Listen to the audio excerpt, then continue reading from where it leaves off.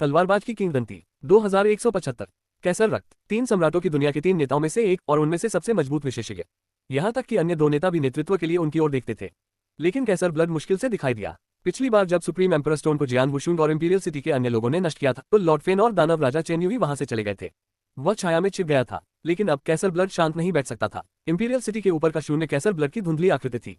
उसकी रक्तरंजित आंखों से पूरे युद्ध क्षेत्र का अच्छा नजारा दिखाई देता था। यह दृश्य देखकर उसका दिल बैठ गया। इस क्षण धमाका, एक भयावह आभा उसके ऊपर छा गई। कैसर ब्लड ने ऊपर देखा और महसूस किया कि सम्राट बाय उसके सामने प्रकट हो गए हैं। सम्राट बाय की विशाल सुनहरी छाया वही खड़ी रही तथा युद्ध की उसकी इच्छा जबरदस्त रूप से बढ़ती रही। कैसर ब्लड, मैं अंततः आपसे मिल पाया। सम्राट बाय की आवाज स्पष्ट थी। हर बार जब वह बोलते थे तो उनसे विशाल स्वर्णिम दिव्य शक्ति निकलती थी।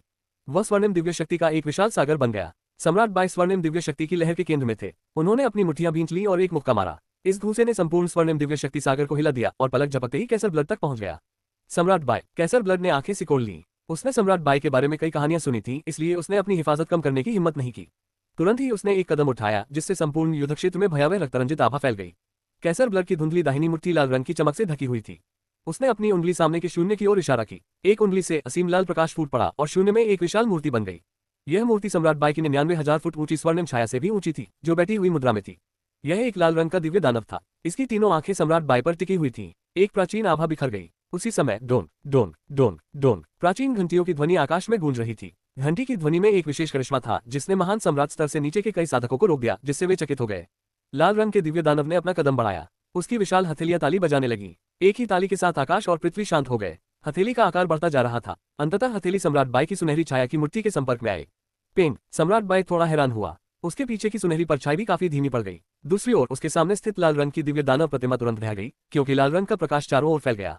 कुछ ही क्षणों में लाल रंग का दिव्य दानव नष्ट हो गया और कैसर ब्लड उड़ गया। कैसर ब्लड को खुद को संभालने में कुछ समय लगा। वास्तव में दुनिया का सबसे शक्तिशाली विशेषज्ञ कैसर ब्लड ने कहा। उसकी रक्तरंजित आंखें अभी भी सम्राट बाय पर टिकी हुई थीं।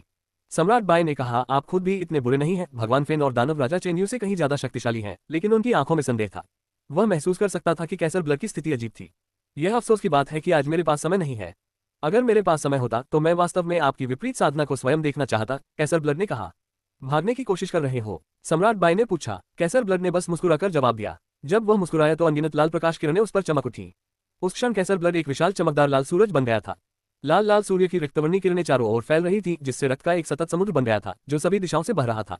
रक्त का समुद्र इतना विशाल था और उसमें निहित शक्ति अत्यंत अद्वितीय थी। यहाँ तक कि सम्राट बाय की स्वर्णिम दिव्य शक्ति सागर भी इसे रोक नहीं सका। एक पल में खून के समुद्र ने शाही शहर के युद्ध क्षेत्र के हर कोने को ढक लिया। उसी समुद्र से अंतरिक्ष सुरंगें दिखाई देने लगी। वे अंतरिक्ष सुरंगें रक्त के समुद्र द्वारा बेतरतीब ढंग से बनाई गई थीं। वे असंख्य थीं और सभी 3 सम्राटों के विश्व विशेषज्ञों के पास स्थित थीं। अंतरिक्ष सुरंगों ने तुरंत एक भयानक सक्शन जारी किया। कई 3 सम्राट दुनिया के विशेषज्ञ, औसत सम्राट देवताओं, सर देवताओं की तरह सभी अनजाने में खींचे चले गए और अंततः अन्य महान सम्राटों के साथ अंतरिक्ष सुरंग में गायब हो गए। एक क्षण में तीनों सम्राट विश्व विशेषज्ञ जो युद्ध के मैदान में आ गए थे, गायब हो गए। इसमें भगवान फेन, दानव राजा चेन्यू और बासु जैसे महान सम्राट शामिल थे। अनंत अराजक विश्व के विशेषज्ञ उन्हें रोकने में असमर्थ थे। जब जियान वुशुन को एहसास हुआ कि बासु अंतरिक्ष सुरंग की ओर बढ़ रहा है, तो उसने तुरंत आसपास के स्पेस टाइम को सील करने के प्रयास में चंद्रमा चयन कौशल का प्रदर्शन किया। लेकिन उसे एहसास हुआ कि जब वह चांद चुनने का कौशल दिखाने वाला था तो वह खून के समुद्र के प्रभाव से उड़ गया था। वह बासु को रुकने के लिए मजबूर नहीं कर सकता था। 3 सम्राटों की विश्व सेना का केवल एक व्यक्ति ही शाही शहर में रह गया। ये कैसर रक्त था, प्रभावशाली। ये कैसर रक्त जियान वुशुन उस पर स्थिर था। उसने जो किया था उससे थोड़ा हैरान था। 3 सम्राटों की दुनिया पहले से ही हार के कगार पर थी, इसलिए उन्हें बस उनका शिकार करना था और दुश्मन हार जाता। वे कम से कम आधी दुश्मन सेना को रोक सकते थे। लेकिन कैसर ब्लड के एक ही कदम से उन्होंने सभी विशेषज्ञों को तुरंत सुरक्षित स्थान पर जाने का निर्देश दिया। ये तरीका दिल दहला देने वाला था। सम्राट बाय, रक्त सागर के मध्य में स्थित रक्त राजा बोला, हमारे 3 सम्राटों की सेना इस बार अचानक पकड़ी गई। अगली बार तुम इतने भाग्यशाली नहीं रहोगे। कैसर ब्लड ने फिर जियान वुशुन की ओर देखा। जियान वुशुन की अभिव्यक्ति बदल गई और उसने कैसर ब्लड की ओर देखा। कैसर ब्लड ने जियान वुशुन की ओर एक अजीब तरीके से देखा। जियान वुशुन, तुमने 3 सम्राटों की दुनिया की योजनाओं को कई बार नष्ट किया है। अब मैं तुम्हें याद करता हूँ। रुको और देखो, अगली बार जब हम मिलेंगे तो मैं तुम्हें एक सरप्राइज दूंगा। हाँ टिल्डर टिल्डर। चारों ओर कुटिल हंसी की ध्वनि गूंज उठी और कैसर ब्लड का चित्र अनंत अराजक विश्व के विशेषज्ञों के सामने फीका पड़ गया। रक्त के रंग का समुद्र जो पूरे शाही शहर में भर गया था, वह भी धीरे धीरे गायब हो गया। शाही शहर एक बार फिर शांत हो गया। इसके साथ ही अंतिम लड़ाई समाप्त हो गई। दुर्भाग्यवश दोनों पक्षों को कोई निर्णायक विजय नहीं मिली। जियान वुशुन, अबिस्मल सेंट मास्टर और अन्य लोग शून्य के ऊपर एकत्र हुए। क्या आप लोग ठीक हैं? सम्राट बाय ने अपने सामने खड़े महान सम्राटों की ओर देखा। उसके सामने जो महान सम्राट थे वे वही थे जिन्होंने छिपकर हमला करने में जियान वुशुन का पीछा किया था। हम ठीक हैं, लेकिन ब्लैक ड्रैगन सम्राट को 3 सम्राटों के विश्व महान सम्राट द्वारा बुरी तरह मारा गया था, एबिस्मल सेंट मास्टर ने कहा। जियान वुशुन ने तुरंत ब्लैक ड्रैगन सम्राट की ओर देखा और पाया कि उसका रंग पीला पड़ गया था और उसकी आभा भी काफी कमजोर हो गई थी। उसने भौहें सिकोड़ी। मैं ठीक हूँ, मैं समय के साथ ठीक हो जाऊंगा। ब्लैक ड्रैगन सम्राट ने जियान वुशुन को देखा और मुस्कुराया। जियान वुशुन ने सिर हिलाया। इस समय पूर्वज तियानचेन वहां आए। पूर्वज तियानचेन ने कहा, सम्राट बाई, दोनों पक्षों के हताहतों की गिनती कर ली गई है। भीड़ पूर्वज तियानचेन की ओर देखने लगी। कैसे? सम्राट बाई ने पूछा। हमने बहुत से सर गॉड और सम्राट गॉड को खो दिया, कुल मिलाकर 200 से ज्यादा और भी ज्यादा घायल हुए। सौभाग्य से उनके पास अपनी चोटों को ठीक करने के लिए अमृत और दिव्य शक्तियां थी, अगर नहीं होती तो हमें और भी ज्यादा नुकसान उठाना पड़ता। शुक्र है कि हमारे पास सिर्फ 3 घायल महान सम्राट हैं, पूर्वज तियानचेन ने कहा। जियान वुशुंग और अन्य लोगों के चेहरे काले पड़ गए। युद्ध पूरी तरह से उनके पक्ष में था, लेकिन फिर भी उन्होंने इतने सारे सर्वशक्तिमानों को खो दिया था। 3 सम्राटों की विश्व सेनाओं के बारे में क्या? सम्राट बाई ने उदासीनता से पूछा। पूर्वज तियानचेन ने खुद को सीधा किया और उत्साह में उत्तर दिया, प्रारंभिक आंकड़ों से पता चला है कि हमारे पास स्वर्ग भेदी तीर, रक्त थंडर मोती जैसे खजाने के साथ हमने अकेले 8 महान सम्राटों को नीचे गिरा दिया। तलवार सम्राट के गुप्त हमले के कारण 3 सम्राटों की दुनिया ने 12 महान सम्राटों को खो दिया। संख्याएं सुनकर सभी चौंक गए। 12 महान सम्राट। इससे पहले कि अनंत अराजक दुनिया ने महान लड़ाई शुरू की थी, अभ्यारण्य गठबंधन द्वारा ज्ञात केवल 13 सहयोगी महान सम्राट थे। जैसे ही युद्ध शुरू हुआ, छुपे हुए विशेषज्ञों ने स्वयं को प्रकट कर दिया, जिससे सेंचुरी एलायंस के महान सम्राटों की संख्या में वृद्धि हो गई। एक ही झटके में 12 महान सम्राटों को हरा देना 3 सम्राटों की दुनिया के लिए विनाशकारी झटका रहा होगा। दुश्मन ने और भी अधिक सर देवताओं और सम्राट देवताओं को खो दिया। पूर्वज तियानचेन ने उत्साह से कहा। इतनी बड़ी संख्या में मारे जाने का मुख्य कारण स्वाभाविक रूप से जियान वुशुन की उपलब्धि है, जिसने 1000 से ज्यादा सर्वशक्तिमानों को मार गिराया। इसे हमारी सेना द्वारा मारे गए सर्वशक्तिमानों में जोड़ दें तो इसका मतलब है कि दुश्मन ने 1500 से ज्यादा सर गॉड और सम्राट गॉड खो दिए हैं। 1500 सर्वशक्तिमान। आसपास के सभी महान सम्राट आश्चर्यचकित रह गए, विशेष रूप से अबिस्मल सेंट मास्टर, अंडरवर्ल्ड भगवान और राजा चेंजिंग। उन्होंने यह नहीं सोचा था कि लड़ाई के दौरान उन्होंने कितने लोगों का कत्लेआम किया था। अब उन्हें एहसास हुआ कि कितने लोग उनकी तलवार से मारे गए थे। उन्हें इस बात पर न तो कोई आश्चर्य हुआ और न ही उन्हें कोई अपराध बोध हुआ। आखिरकार जिन सर गॉड और सम्राट गॉड को उन्होंने मारा था, वे उनके लिए कमजोर माने जाते थे। वास्तव में उनमें से बहुत से निर्दोष थे, उन्हें नहीं पता था कि दोनों दुनियाओं के बीच युद्ध चल रहा था। ऐसे सर्वशक्तिमान लोगों का वध करने से उन्हें कोई गर्व या खुशी नहीं मिली, लेकिन उनके पास कोई विकल्प नहीं था। शाश्वत अराजक विश्व और उसमें रहने वाले अरबों प्राणियों के लिए उन्हें ऐसा करना ही पड़ा। उनमें कोई अपराध बोध नहीं था। यह अफसोस की बात है कि कैसर ब्लड आखिरी समय पर प्रकट हुआ, जिससे बाकी लोग इतनी आसानी से भाग निकले और पूरा इंपीरियल शहर छोड़कर भाग गए। अगर ऐसा नहीं होता तो हम बेहतर परिणाम प्राप्त कर सकते थे, पूर्वज तियानचेन ने कहा। जियान वुशुंग और अन्य लोगों ने सिर हिलाया। कैसर ब्लड बहुत निर्णायक था। इंपीरियल सिटी 3 सम्राटों की दुनिया का अभ्यारण्य था, जिसमें विशाल संसाधन और अवसर के स्थल थे। अनगिनत 3 सम्राटों की दुनिया के विशेषज्ञ बहुत लंबे समय से वहां तैनात थे। ये 3 सम्राटों की दुनिया का ठिकाना था, लेकिन जब कैसर ब्लड ने अपने सामने की स्थिति देखी तो उसने विशेषज्ञों की सुरक्षा के लिए मान छोड़ने का निर्णायक निर्णय लिया। इस प्रकार की निर्णायकता किसी औसत आदमी में नहीं थी। हम तीनों सम्राटों की दुनिया के विशेषज्ञों को हराने में सफल नहीं हो पाए, लेकिन उनका नुकसान निश्चित रूप से हमसे कहीं ज्यादा है। सम्राट बाई ने कहा। भले ही ये निश्चित रूप से अनंत अराजक दुनिया की जीत है। हाँ, जीत, पूर्ण विजय। चारों ओर उपस्थित महान सम्राटों ने उत्साह में एक दूसरे का हाथ पकड़ लिया। भले ही उन्होंने 200 सर्वशक्तिमानों की भारी कीमत चुकाई हो, लेकिन उन्होंने 1500 दुश्मन सर्वशक्तिमानों और 12 महान सम्राटों को हराया। जीत की यह डिग्री अभूतपूर्व थी। इस युद्ध से पहले हमारी सेनाएं दुश्मन के बराबर थीं, लेकिन आज के बाद जीत का पलड़ा पूरी तरह से हमारे पक्ष में आ गया है। सम्राट बाई की बात सुनकर जियान वुशुंग और अन्य महान सम्राटों ने अपनी हथेलियां आपस में दबा ली। वे सभी बहुत प्रसन्न हुए। वास्तव में इस युद्ध ने स्थिति को बदल दिया था तथा तीनों सम्राटों की शक्ति एक समान होने के बावजूद उन पर पूरी तरह से नियंत्रण कर लिया था, इस सीमा तक कि उन्हें अपना ठिकाना छोड़ना पड़ा था। 3 सम्राटों की दुनिया के पास मौजूद संसाधनों की विशाल मात्रा शाश्वत अराजक दुनिया को एक बार फिर से ताकत में प्रगति करने की अनुमति देगी। यदि ऐसा ही चलता रहा तो अनंत अराजक विश्व शक्तियां अंततः विजयी होकर उभरेंगी। अनुमानतः हमारे जीतने की 70% संभावना है, पूर्वज तियानचेन ने गंभीरता से कहा। पूर्वज तियानचेन का अनुमान था कि यह 70% है। सचमुच ऐसा ही था। फिर भी हमें अपनी सतर्कता नहीं छोड़नी चाहिए। 3 सम्राटों की दुनिया का नेतृत्व 3 प्राचीन युग के नेताओं द्वारा किया जाता है, विशेष रूप से कैसर ब्लड द्वारा। सम्राट बाई की अभिव्यक्ति बदल गई। वह कुछ और ही है, वह कैसर ब्लड। हम, जियान वुशुंग और अन्य लोगों ने सम्राट बाई की ओर देखा। उन्होंने सम्राट बाई को कैसर ब्लड के साथ लड़ते हुए देखा था और सम्राट बाई को पूर्ण लाभ में देखा था। जाहिर है सम्राट बाई की क्षमताएं कैसर ब्लड के समान ही थी, लेकिन जब उन्होंने सुना कि सम्राट बाई ने क्या कहा था, अगर मेरी भविष्यवाणी सही है तो कैसर ब्लड अभी अपने सर्वश्रेष्ठ रूप में नहीं था। निश्चित रूप से ऐसा था, सम्राट बाई ने कहा। वह वास्तव में बहुत मजबूत महसूस कर रहा था, लेकिन लड़ाई के दौरान मुझे हरा नहीं सका। इसके लिए केवल एक ही स्पष्टीकरण है, वही ये कि उसने अपनी क्षमताओं को पूरी तरह से पुनः प्राप्त नहीं किया था।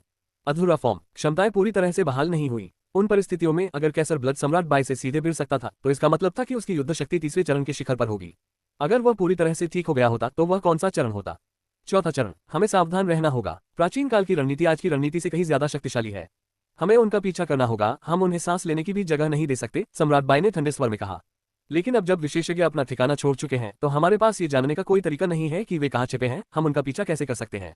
जियान वुशुंग ने भौहें सिकोड़ी। कम से कम दुश्मन का पीछा करने के लिए ये तो पता होना चाहिए कि वह कहाँ है ना? कैसर ब्लड की रणनीति प्रभावशाली है। उसने अपने रक्त रंजित महासागर से अंतरिक्ष सुरंगें बनाई हैं। मैं भी नहीं समझ पा रहा हूँ कि अंतरिक्ष सुरंगें कहाँ चली गई, चाहे वे 3 सम्राटों की दुनिया से बाहर गई हो या नहीं। अगर वे वास्तव में छिपना चाहते थे तो उन्हें ढूंढना आसान नहीं होगा। सम्राट बाई का चेहरा कड़वा था। लेकिन अभी हमें उन्हें खोजने की कोई जरूरत नहीं है। हमारा लक्ष्य 3 सम्राटों की पूरी दुनिया है। सम्राट बाय, आपका मतलब है? जियान वुशुंग ने उसके मन की बात पढ़ ली। सम्राट बाय ने ठंडे स्वर में कहा, 3 सम्राटों की दुनिया हमें कभी नहीं छोड़ेगी। अगर हम हारने वाले पक्ष में होते तो वे अनंत अराजक दुनिया के अरबों लोगों की जान ले लेते। इसलिए हम उनकी दुनिया के प्रति भी नर्म नहीं हो सकते। 3 सम्राटों की दुनिया में अनगिनत डोमेन और कल्टीवेटर हैं। ये 3 सम्राटों की दुनिया की नींव है। ये डोमेन ही दुश्मन को कल्टीवेटर प्रदान करते हैं। हमें सब कुछ खत्म करना होगा। बेशक हम दुश्मन जितने निर्दयी नहीं हो सकते। हम सामान्य साधकों को छोड़ देंगे, लेकिन उच्च रैंक वाले विशेषज्ञों का शिकार करेंगे। जियान वुशुंग, पूर्वज तियानचेन और आसपास के कई अन्य महान सम्राट दृढ़ थे। वे सभी दूसरों के शवों पर पैर रखकर आज जहां हैं वहां पहुंचे हैं। स्वाभाविक रूप से वे दुश्मन पर आसानी से नहीं जाएंगे। 3 सम्राटों की दुनिया के 12 राज्य, 84 देव भवन, 3300 क्षेत्र और अनगिनत साधक। डोमेन और साधक 3 सम्राटों की दुनिया की सच्ची नींव थे। वे इतने पागल नहीं थे कि हर एक साधक को मार डाले, लेकिन वे कुलीन साधकों या संभावित रूप से कुलीन साधकों को न मारने का जोखिम नहीं उठा सकते थे। तियानचेन, सेना को आगे बढ़ने के लिए कहो। उन्हें हर एक क्षेत्र की सफाई और तलाशी करने के लिए कहो। नजर आने वाले हर शक्तिशाली सर्वशक्तिमान को मार डालो, यहां तक कि असली देवताओं को भी।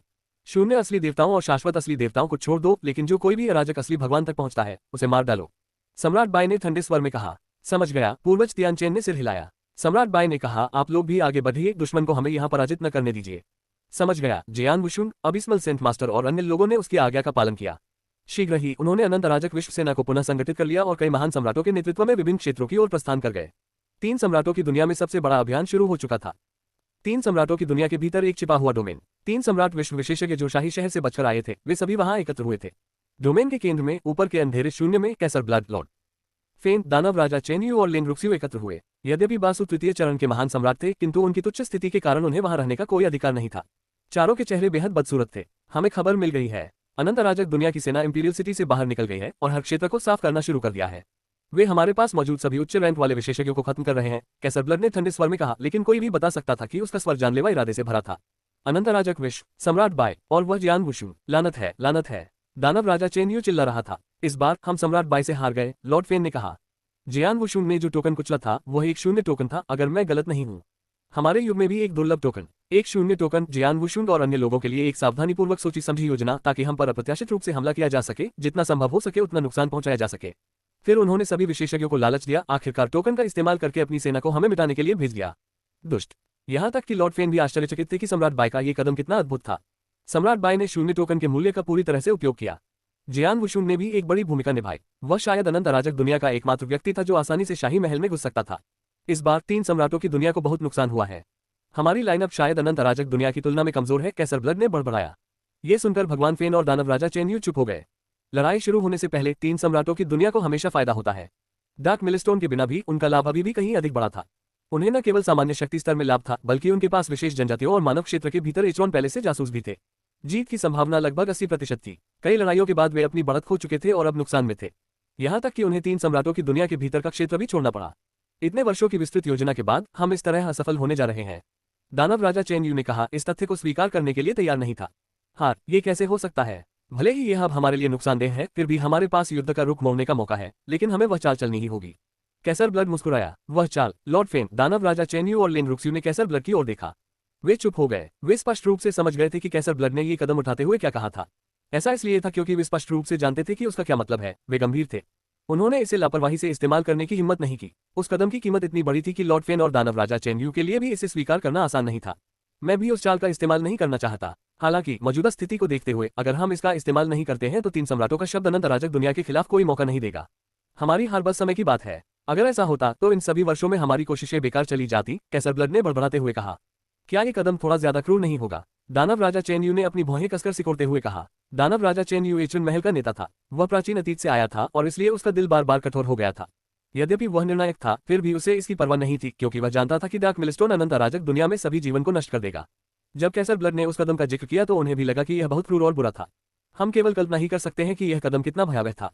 मैं कैसर ब्लड से पूरी तरह सहमत हूँ। इस तरह के महत्वपूर्ण क्षणों में काम करने का एक अलग तरीका चाहिए।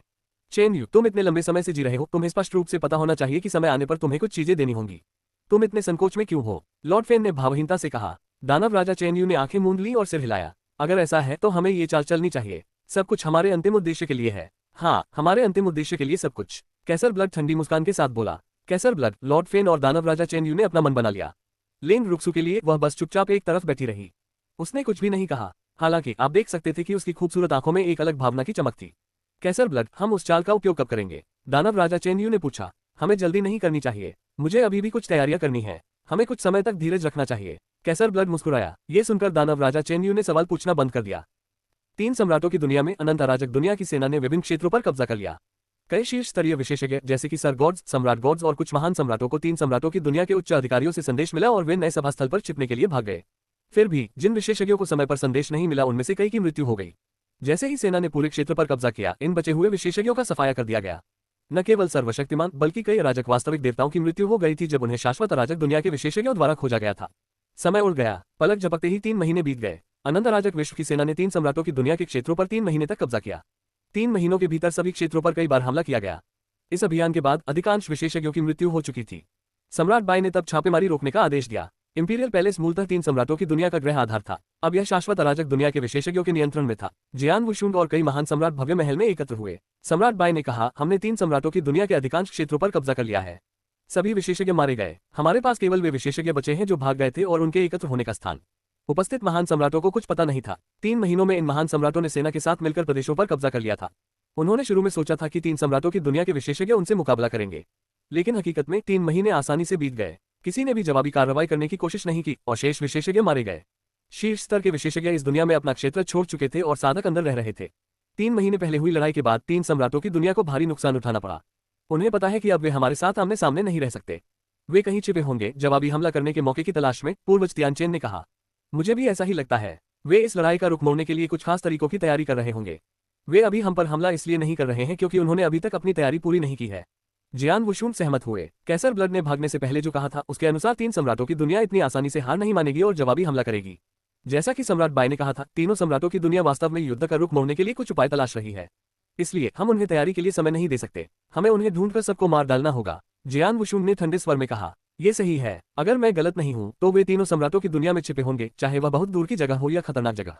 सम्राट बाई ने सहमति में अपना सिर हिलाया और आगे कहा, तियानचेन, अनंत अराजक दुनिया के विशेषज्ञों को इस जगह की सावधानीपूर्वक खोज करने का आदेश दे। रोज पूर्वज तियानचेन आदेश पारित करने के लिए चले गए। इसके बाद 3 सम्राटों की दुनिया में एक स्पष्ट और गहन खोज शुरू हुई। यद्यपि 3 सम्राटों की दुनिया बहुत बड़ी थी, फिर भी अनंत अराजक दुनिया से हजारों सर्वशक्तिमान थे।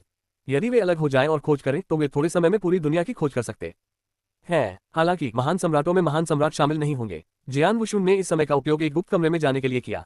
वह बैठ गया और उसके सामने एक सुनहरी तलवार प्रकट हुई। ये होन जून स्वर्ण तलवार थी। यह असली होन जून गोल्डन तलवार थी। उसे ये तब मिली थी जब उसने जी चेन को मार डाला था। वास्तविक होन जून स्वर्ण तलवार प्रतिकृति की तुलना में कहीं अधिक शक्तिशाली थी। जियान वुशुन को यह बात साफ तौर पर पता थी। जब वह एक महान सम्राट की युद्ध शक्ति तक पहुंच गया था तो उसने जी चेन से लड़ाई की थी। हालांकि वह थोड़ा ज्यादा ताकतवर था, फिर भी जब हान जून गोल्डन तलवारों की मूल और प्रतिकृतियां आपस में टकराईं तो वह हार गया। ये तलवारों की वजह से हुआ था। अब जब जियान वुशुन के पास वैध होन जून गोल्डन तलवारें थीं तो वह उन्हें परिष्कृत करने जा रहा था। प्राचीन अतीत के विशेषज्ञों के पास वाकई अद्भुत तकनीकें थीं। वे ऐसी प्रतिकृतियां बना सकते थे जो मूल से काफी मिलती जुलती थीं। यहाँ तक कि 2 अलग अलग तलवारों की आभा भी बिल्कुल एक जैसी थी। शायद एकमात्र अंतर शक्ति का है। जियान वुशुन हल्के से मुस्कुराया। कुछ ही समय में उसने तलवारों को परिष्कृत करना शुरू कर दिया। तलवारों को परिष्कृत करने की प्रक्रिया जटिल नहीं थी। एक दिन के भीतर जियान वुशुन ने सभी 9 होन जून गोल्डन तलवारों को परिष्कृत करने में कामयाबी हासिल की। मुझे इसकी शक्ति आजमाने दो, जियान वुशुन ने प्रत्याशा के साथ सोचा। उसने होन जून गोल्डन तलवारों में से एक को नियंत्रित किया क्योंकि वह आगे की ओर उड़ रही थी। वूश, तुरंत ही प्रकाश की एक सुनहरी किरण फूट पड़ी। उसके नियंत्रण में तलवार बहुत तेजी से कमरे में घूम रही थी, हर बार दिशा बदल रही थी। तलवार को कोई नहीं देख सकता था, सिर्फ उससे निकलने वाली सुनहरी रोशनी ही दिखाई दे रही थी। ओह बॉय, स्पीड इतनी बढ़ गई। जियान वुशुन उत्साहित था। जियान वुशुन ने अपना हाथ हिलाया तो उसके सामने एक और होन जून गोल्डन तलवार प्रकट हुई। ये प्रतिकृति संस्करण था। वूश, वही सुनहरी रोशनी फूट पड़ी। हालांकि इसकी गति बहुत तेज थी, लेकिन ये स्पष्ट था कि यह मूल संस्करण की तुलना में पूरी तरह से अलग स्तर पर थी। सबसे महत्वपूर्ण बात यह है कि जब मूल तलवार हवा को चीरती थी तो उससे जो ध्वनि निकलती थी वह बहुत अधिक शक्तिशाली और तीक्ष्ण होती थी। ये गति मूल प्रतिरूप की तुलना में कम से कम 3 गुना तेज है। जियान वुशुन ने अपनी मुट्ठी भींच ली क्योंकि उसने होन जून गोल्डन तलवार की शक्ति का परीक्षण किया था। धमाका धमाका, दोनों होन जून स्वर्ण तलवारें फूट पड़ी और शून्य स्थान पर हमला कर दिया। एक रिक्त स्थान मुड़ गया जबकि दूसरा फट गया। ऐसा लग रहा था कि बाद वाले के पास अधिक शक्ति थी, लेकिन जियान वुशुन महसूस कर सकता था कि पहले वाले ने अपनी शक्ति केंद्रित कर ली थी और कोई भी शक्ति नष्ट नहीं हुई थी। ओह माय, सिर्फ शक्ति के आधार पर मूल होन जून गोल्डन तलवार प्रतिकृति से कम 2 गुनी शक्तिशाली है। मेरे पास वर्तमान में स्टेज 3 महान सम्राट की युद्ध शक्ति है। एक होन जून गोल्डन तलवार का हमला स्टेज 3 महान सम्राट के हमले के बराबर है और मैं उनमें से 7 को नियंत्रित कर सकता हूँ, अगर मैं 7 होन जून स्वर्ण तलवारों का एक साथ उपयोग करूँ। जियान वुशुन उत्साहित था। होन जून गोल्डन स्वॉर्ड प्राचीन काल का एक बहुत शक्तिशाली हथियार था। स्पेस-टाइम सिद्धांत पर ध्यान लगाने वाले कई विशेषज्ञों ने इसे पसंद किया था। होन जून गोल्डन तलवार भी अविश्वसनीय रूप से शक्तिशाली थी। जब से जियान वुशान को लोन क्यू से होन जून गोल्डन तलवार की प्रतिकृति मिली थी तब से उसे बहुत लाभ हुआ था। अब जब उसे असली होमजून गोल्डन तलवार मिल गई है तो उसे और भी अधिक लाभ होगा। 9 होमजून गोल्डन तलवारें प्राप्त करने के बाद मेरी युद्ध शक्ति में काफी वृद्धि हुई है। अगर मैं कभी फिर से घिरा तो मैं उन सभी को मार सकता हूँ, बशर्ते वे मेरे जितने शक्तिशाली न हो। जियान वुशुन मुस्कुराया। जियान वुशुन 9 नई होमजून स्वर्ण तलवारों से परिचित होने के लिए गुप्त कमरे के अंदर ही रहा। पलक झपकते ही आधा महीना बीत गया। इस समयावधि के दौरान अनंत अराजक विश्व के विशेषज्ञों ने 3 सम्राटों की दुनिया को उलट-पुलट कर दिया। यह अफसोस की बात थी कि वे अभी भी 3 सम्राटों की दुनिया के उन विशेषज्ञों को नहीं ढूंढ पाए जो छिपे हुए थे। हालांकि उन्हें विशेषज्ञ तो नहीं मिले, लेकिन सुराग मिल गए। जियान वुशुन, आओ और मुझे ढूंढो। सम्राट बाई ने जियान वुशुन को एक संदेश भेजा। जियान वुशुन उस गुप्त कमरे से बाहर निकला और महल के अंदर सम्राट बाई को खोजने चला गया। पूर्वज तियानचेन भी महल में थे। सम्राट बाई, क्या आपने उन्हें ढूंढ लिया है? जियान वुशुन ने पूछा। सम्राट बाई ने कहा, मुझे कुछ सुराग मिले हैं, लेकिन हम अभी उनकी पुष्टि नहीं कर सकते। हमें पहले सुरागों की जांच करने के लिए किसी की जरूरत है। ओह, जियान वुशुन ने अपनी भौहें उठाईं। पूर्वज तियानचेन ने एक सितारा मानचित्र निकाला। ये 3 सम्राटों की दुनिया का पूर्ण और विस्तृत मानचित्र था। पूर्वज तियानचेन ने नक्शा निकालने के बाद एक निश्चित क्षेत्र की ओर इशारा किया। हमारे अनुमान के अनुसार 3 सम्राटों की दुनिया के विशेषज्ञ यहीं छिपे होंगे, इस जगह पर जिसे प्राचीन रक्त निषिद्ध भूमि कहा जाता है।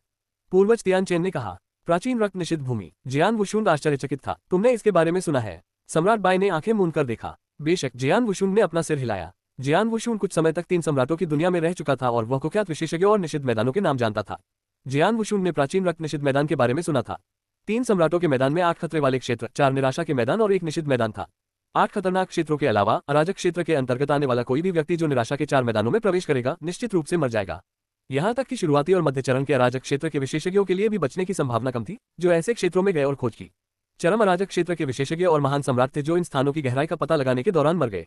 ये स्थान 3 सम्राटों की दुनिया में कुख्यात थे। हालांकि एक जगह बाकी जगहों से कहीं ज्यादा खतरनाक और जानलेवा थी। यह एकमात्र वर्जित जगह थी। ये प्राचीन रक्त निषिद्ध भूमि थी। चाहे कोई भी उसमें प्रवेश करे, बचने की संभावना अत्यंत कम थी। 3 सम्राटों की दुनिया में हर कोई सोचता है कि प्राचीन रक्त निषिद्ध भूमि सबसे खतरनाक जगह है। सदियों से बहुत कम लोगों ने वहां घुसकर खोज करने की हिम्मत की है। अब तुम मुझे बता रहे हो कि 3 सम्राटों की दुनिया के विशेषज्ञ वहां छिपे हुए हैं। जियान वुशुन ने भौहें सिकोड़ी। ये तीनों सम्राटों की दुनिया में सबसे खतरनाक जगह थी। महान सम्राटों के लिए भी उस जगह से जिंदा या बिना किसी नुकसान के निकल पाना मुश्किल था। विशेषज्ञों के लिए वहां छिपना शायद बहुत कठिन रहा होगा। हम पक्के तौर पर नहीं जान सकते। हालांकि हमारे विशेषज्ञों ने महसूस किया कि प्राचीन रक्त निषिद्ध भूमि के पास 3 सम्राटों की दुनिया के कई विशेषज्ञ दिखाई दे रहे थे। उनमें से कुछ को निषिद्ध भूमि के अंदर जाते हुए भी देखा गया था, इसलिए हमने अनुमान लगाया कि इस बात की बहुत अधिक संभावना है कि 3 सम्राटों की दुनिया के विशेषज्ञ वहां छिपे हुए हैं। पूर्वज तियानचेन ने कहा। यह संभावनाओं में से एक है। यह भी संभव है कि 3 सम्राटों की दुनिया के विशेषज्ञों ने जानबूझकर ये बताया हो कि वे कहां थे, ताकि हमारी सेना को प्राचीन रक्त निषिद्ध भूमि में ले जाया जा सके। कोई भी निश्चित रूप से नहीं जानता कि उस जगह के अंदर क्या है। क्या होगा अगर वह जगह वास्तव में उतनी ही खतरनाक हो जितनी किंवदंती कहती है? अगर इस प्रक्रिया में हमारी सेना घायल हो जाती है तो ये बुद्धिमानी नहीं होगी। सम्राट बाई ने आगे कहा। इसलिए हमारी सेना के लिए तुरंत निषिद्ध भूमि में प्रवेश करना बुद्धिमानी नहीं है। सबसे अच्छा तरीका यह है कि कोई व्यक्ति निषिद्ध भूमि की टोह ले और देखे कि क्या 3 सम्राटों की दुनिया के विशेषज्ञ वास्तव में वहां हैं, या क्या 3 सम्राटों की दुनिया के विशेषज्ञ हमें बस खतरे में डाल रहे हैं। प्राचीन निषिद्ध भूमि को इस दुनिया की सबसे खतरनाक जगह क्यों कहा जाता है, इसका कोई कारण अवश्य होगा। हमें लापरवाह नहीं होना चाहिए। अगर हम किसी सर्वशक्तिमान को अंदर घुसकर जासूसी करने के लिए कहें तो यह आत्महत्या के बराबर होगा, क्योंकि वह कोई उपयोगी जानकारी प्राप्त करने से पहले ही मर जाएगा। इसलिए हमें एक शक्तिशाली महान सम्राट को जासूसी के लिए भेजना चाहिए। मैं समझ गया। जियान वुशुन ने अपना सिर हिलाया। जियान वुशुन समझ गया कि सम्राट बाई और पूर्वज तियानचेन कहां से आ रहे थे। निषिद्ध भूमि में 3 सम्राटों की दुनिया के विशेषज्ञों के संकेत थे। किसी को जाकर खोज करनी थी, लेकिन उस व्यक्ति को शक्तिशाली होना चाहिए था। इस कार्य को करने के लिए अनंत अराजक विश्व से सबसे उपयुक्त महान सम्राट जियान वुशुन होगा। जियान वुशुन, सिर्फ तुम और मैं ही अनंत अराजक दुनिया के तीसरे चरण के महान सम्राट के शक्ति स्तर पर हैं। मुझे यहाँ किसी भी दुर्घटना के मामले में सतर्क रहना होगा और इसलिए मैं व्यक्तिगत रूप से स्काउट करने नहीं जा सकता। इसलिए मुझे तुम्हें मेरे लिए ये करने के लिए परेशान करना होगा। सम्राट बाई मुस्कुराया। हम दोनों ही विपरीत साधक हैं। हम स्पष्ट रूप से जानते हैं कि विपरीत साधकों को मारना कितना मुश्किल है। आपकी वर्तमान युद्ध शक्ति के साथ निषिद्ध क्षेत्र में आपका जीवन खतरे में नहीं होगा। यदि आपको 3 सम्राटों की दुनिया के विशेषज्ञ मिल जाते हैं तो आप कुछ समय के लिए उनसे बचाव कर सकेंगे और मदद मांग सकेंगे। सेना एक पल की सूचना पर हमला कर देगी। सम्राट बाई ने कहा। जियान वुशुन ने सिर हिलाया। उन्होंने ये समझा कि यदि कोई साधारण महान सम्राट निषिद्ध भूमि की खोज करने जाए तो उसके पास खोजबीन करने का समय नहीं होगा, क्योंकि वह जीवित रहने की कोशिश में इतना व्यस्त हो जाएगा। इसलिए वहां जाने के लिए सबसे सुरक्षित और उपयुक्त व्यक्ति जियान वुशुन होगा।